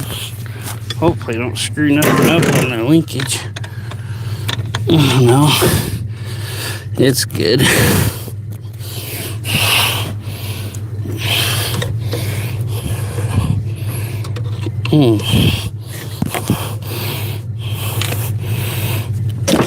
There we go. Woohoo! We got her. Got him, coach. Light Gator, McCluskey, and White Lightning. Everybody else trying to argue, dance, black magic shit. Yeah, we're getting this 429 out with a C6 to drop in my 62 T-Bird, because this one's kind of in some sad shaping spots. So we're gonna try to fix the better one. Okay. Try not to drop this on the ground.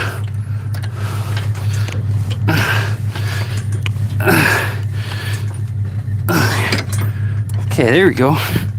Come forward a little. There we go. Come forward a little more. Okay. Now let's see here.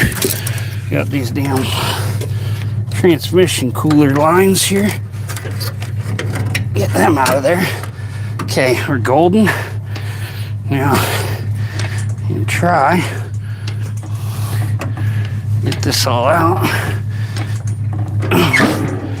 without killing me here. Oh, got to knock something off. I think that's just the deal for the, yeah, I ripped off the deal for the hydraulic wipers. The hose came out. And there's a deal here. Okay, that's a vacuum deal going up there. Okay, we're almost there. Literally got a little bit more. I can pull the truck up some more.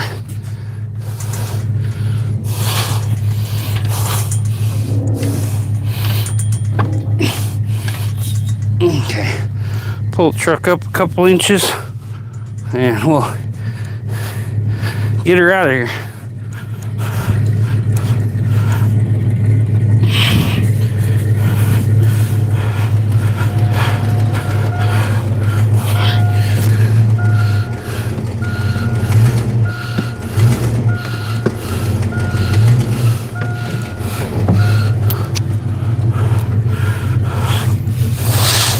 Okay, I'm just gonna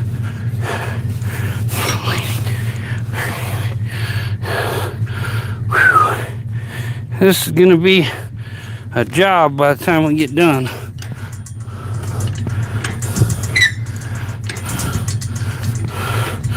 Hope my engine hoist stands up. Oh yeah, it's coming this way. So my engine hoist is probably gonna want to come this way. I'm probably gonna have to hook it under that camper over there. See if I can undo this thing here. When you do an engine transmission and it gets on there lopsided like that, you gotta be real careful because it'll tip your hoist over. So we're gonna try to unhook this without any problems. And we're gonna hook it under the camper here to something.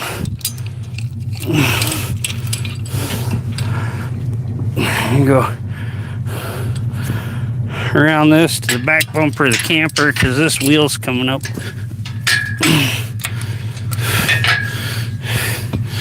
We'll hook to the back bumper of this camper and then it can't fall that way or somewhere on this camper. Oh, we're out of that. Out of cable. What the hell? Well, guess we'll have to go grab our chain from the pickup.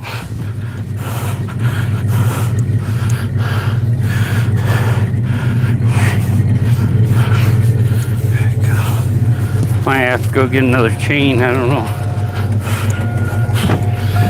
I gotta hook onto the car so we can. I've had the engine hoist tip over before. I had to run the one I did, engine and trans, I had to pull my pickup over and hook onto it with the winch to hold it from falling over. Or they need wider deals on these engine hoists, but we're gonna hook it over here up under this camper and it'll keep it from tipping over.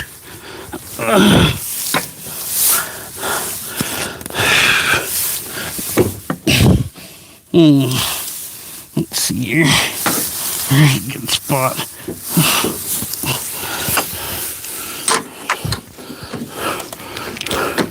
Okay.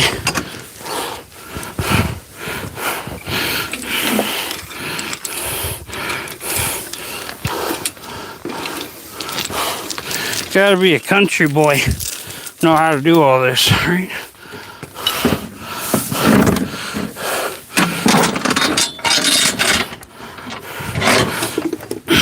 With that country wisdom and know-how kind of thing.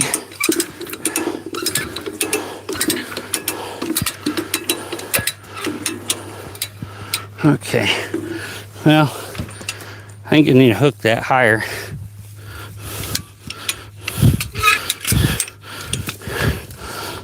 And go up above the hydraulic here.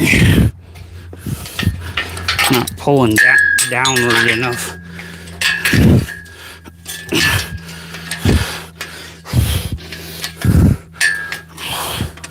Now, just a hair short.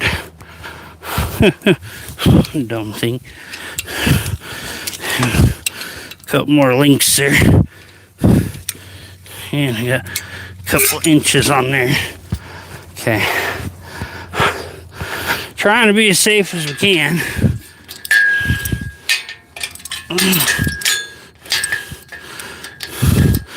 Once we get it on the ground, we'll figure out things better. But I don't want to back that truck up, have this engine hoist tip over.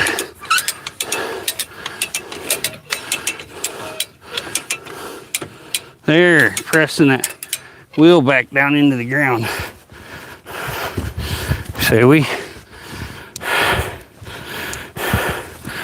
Then you make these things wider, more not nice. Blackjack. What's up? Blackjack Ranch, he got 10, says he drops it. You can bet on me all day. I'll disappoint you. Because I kind of know what I'm doing sometimes. I think once it comes forward a little more, we'll be good. But that back's catching. Now I gotta go find something to hook to the truck to pull the dang thing forward. I'll be right back. I got a strap here somewhere. Where's my strap? Yeah.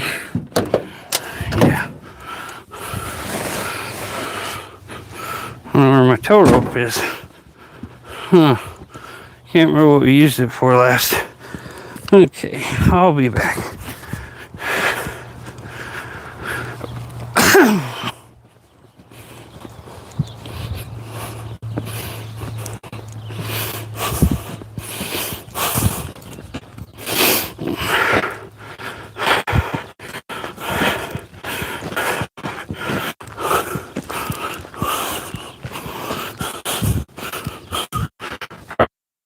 Oops.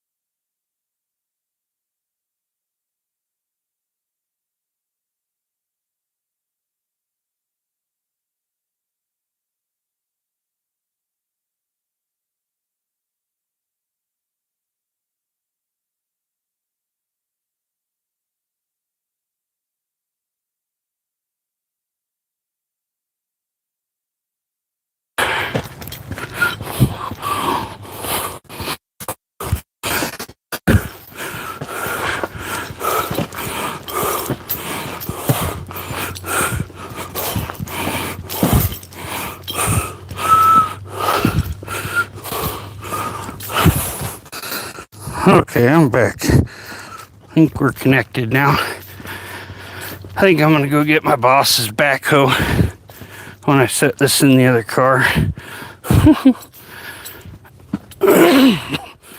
Get my buddy to come over, inch it in there, use the hydraulics, drop it right in. Won't have to worry about tipping it and stuff.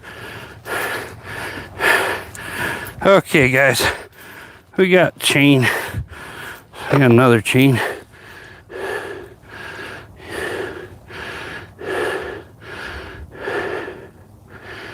Now I'm breathing all heavy from carrying the damn chain all the way from the house. Where's my battery at? We're almost done here. Okay, 60%, we're good. 6-cylinder. That V8 interchange. If you have a welder and a plasma cutter, about anything will fit. And I do here, so we good. Oh, that's another thing. I'm about to run over my jack here. Dummy. I'm too tired. Not paying good attention. Exhausted. Okay. Let's see, might have to back the truck up a couple of feet, get a hold of this.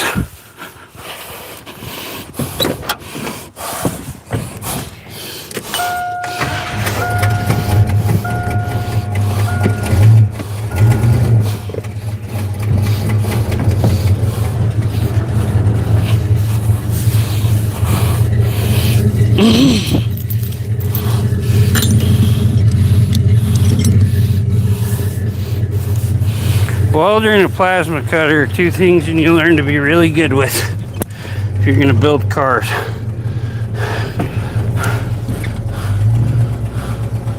You pull this about 6-8 inches. Well, right there, stop. Turn the motor, move a little, gotta check it. I think we're about freaking out. Okay. Yeah, we're sitting on there. We're still looking pretty good though.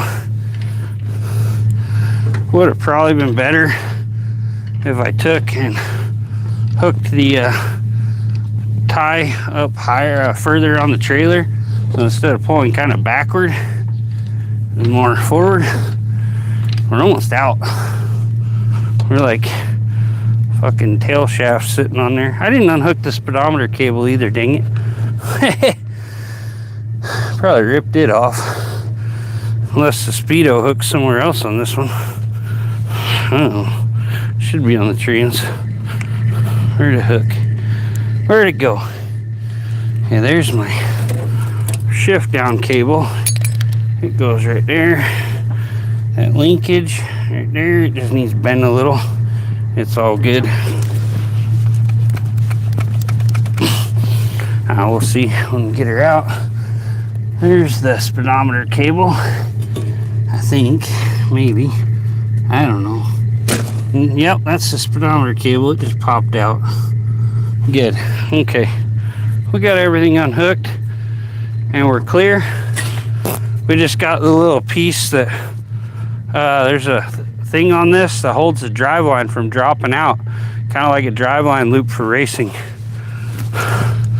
It's the effect it has. Not exactly what it is, but on this one, pretty much.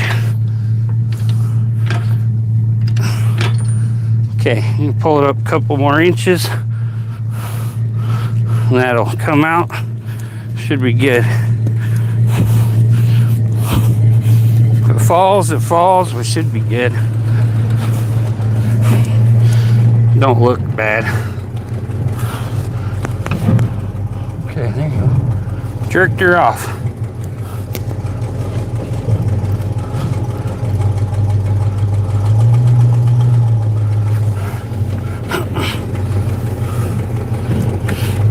I think somebody owes me $10. Got the master here. Might just drag the 62 back and around and just drop this in. have somebody over here to grab this nose and set her up. Look at that, it's even sitting almost level. That one tire though, you can tell it's kind of teetering. Without this cable, we might have a problem. That's one reason I had that sitting close by here, guys. So, see, we're out. See, this one, kind of odd. I think I've seen them before, but has this deal that holds the drive line in the tunnel so it don't come out and slap around on the ground and stuff. Yeah, Blackjack owes me 10 bucks, bro. Yeah, gonna be some cleanup. One thing I'm gonna have to look at, somebody was saying these older trans didn't have the fins on them, and the fins might be a problem in this car. What we might have to do is just lower it a little bit, and we'll be good. Just Santo, how you doing? I should have called my buddy to what? Oh, it's in a 92 F-150. Nice. Those are good motors. This needs hooked back up. This is for the vacuum for the transmission. It'll get hooked back up.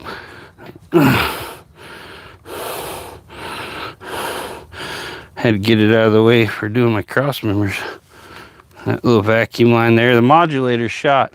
I need to replace that modulator. There's transmission fluid in this line. Tells you that vacuum modulator shot. That means I was sucking some transmission fluid up my engine. Here's the 68. See, I'll pull apart. Like I say, this one needed a little more body work on this spot, and the whole back end's kind of messed up, and the interior's missing a lot, and this, that, and the other. But here, I'll show you my work truck. This is my work truck. It's an 87 F-250. It's got all 1 ton in the rear, flatbed. They converted it to a dually with 456 gears. I have a crane on there with an electric winch. I just need to fix this one door a little. It's in pretty nice shape. But that's my work truck. Somebody repainted it. I think it was originally brown or something. Gotta look in the door here. I just got it not too long ago. Let's see. Yeah, it's brown. It was a brown truck. Yeah, thanks. I gotta put this piece of metal. I'm gonna weld it into the frame and up on the bottom of the flatbed underneath my crane. Then punch the holes down. And then I'm gonna weld 2 pieces of channel iron across the frame in there to help stabilize it. And I might put a stronger, beefier crane, beef that sucker up or something.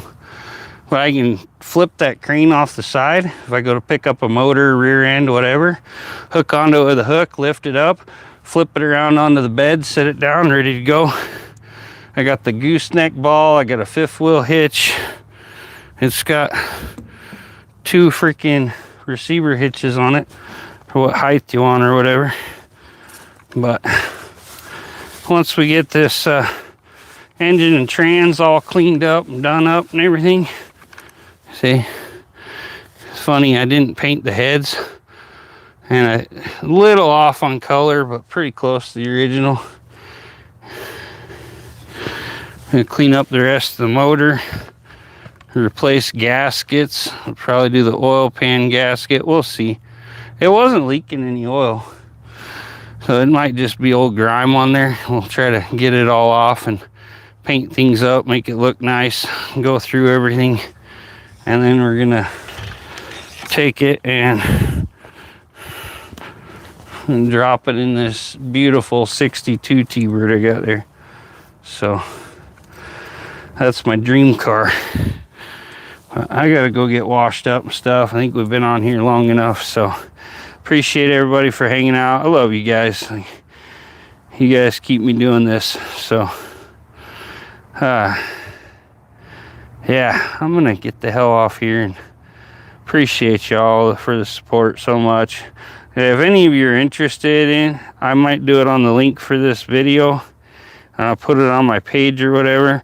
I'm gonna throw my Venmo and Cash App on there just in case anyone feels like just sending me a little something to help with my projects. That's all up to you. I'm not asking for it, you know.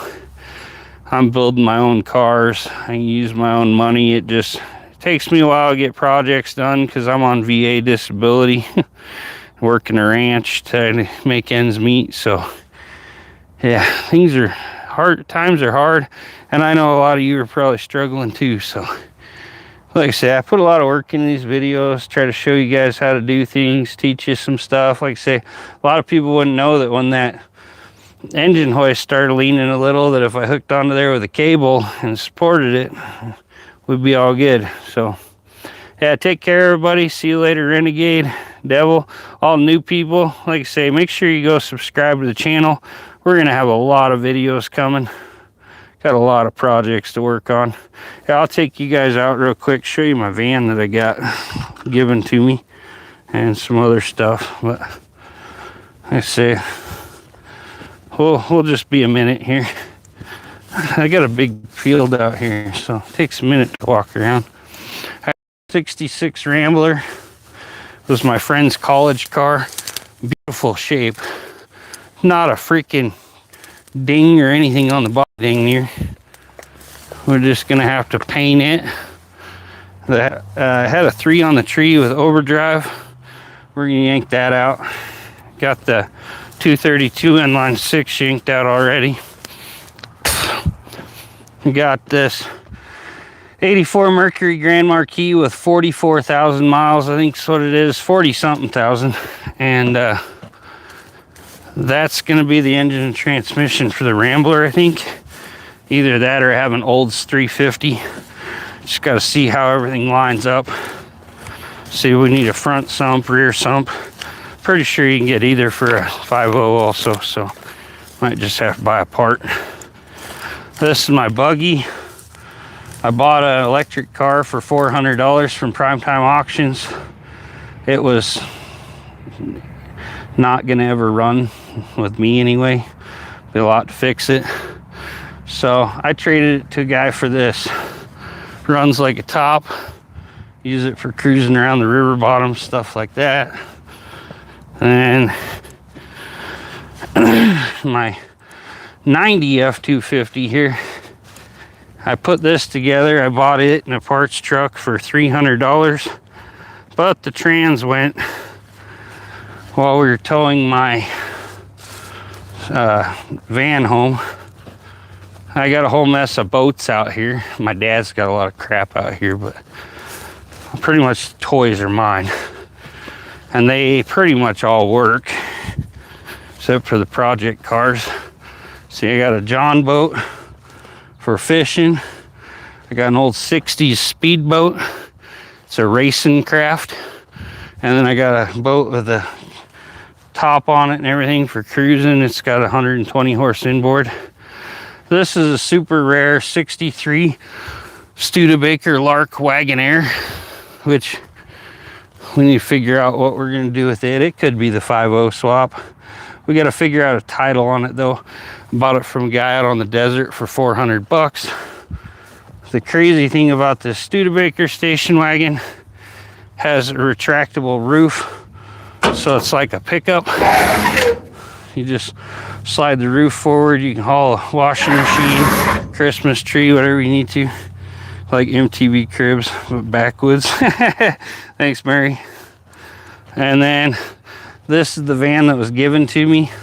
I need this back window, which my girlfriend's dad has 2 of these. One's a pickup model. It's got all the windows. And it has a factory sunroof in it. Sunroof broke. Poured the engine full of water. It's a stub nose. I got the other headlight grill in the back. But we got to figure some things out on it. But it's pretty clean. For as old as it is, it's like a 62 Ford Falcon Econoline. And then if you open the side here, you see it's really tall. It's like huge. It's actually 4-wheel drive. Somebody put it on a Chevy suspension. And it's got a 454 big block in it. I put the freaking doghouse over it to keep it clean now. It's got the Edelbrock on it. It's got everything. Nice HEI distributor. But they left it uncovered and that sunroof was broken. All the water went down the intake. I pulled the oil plug, got like 2 gallons of water out of the oil pan. So, but yeah, if I get this finished, I'm gonna have to take my boss's backhoe and I'm gonna have to undo all the body mounts. I'm gonna lift the front end up some. It's not really even and I need more clearance for 35s. I'm gonna put 35-inch mudders on this thing, convert it into a camper van is what the plan is. And then we're gonna have a 454 big block power in it, which might change. We'll see. If I can find an old like F-150. No, this is a Ford. This is, they just put it on it was a unibody and they put it on a Chevy suspension with a 454 big block, 4-wheel drive. It's got like a 5-speed. The Dodge looks the same. I even showed it to my buddy. He used to have a Dodge for his pizza shop. And he's like, man, it's an old Dodge like I had. And I'm like, no, it's a Ford Falcon Econoline. But yeah, I got lots of projects out here.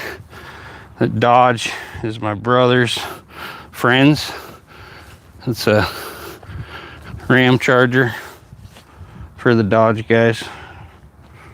No, I don't have any Chargers. They get some around here for a few thousand. But I think that's most of my toys other than my Ford pickup that's over here. Show you guys real quick before I get off and go wash up. I just redid the whole top end of the engine on it.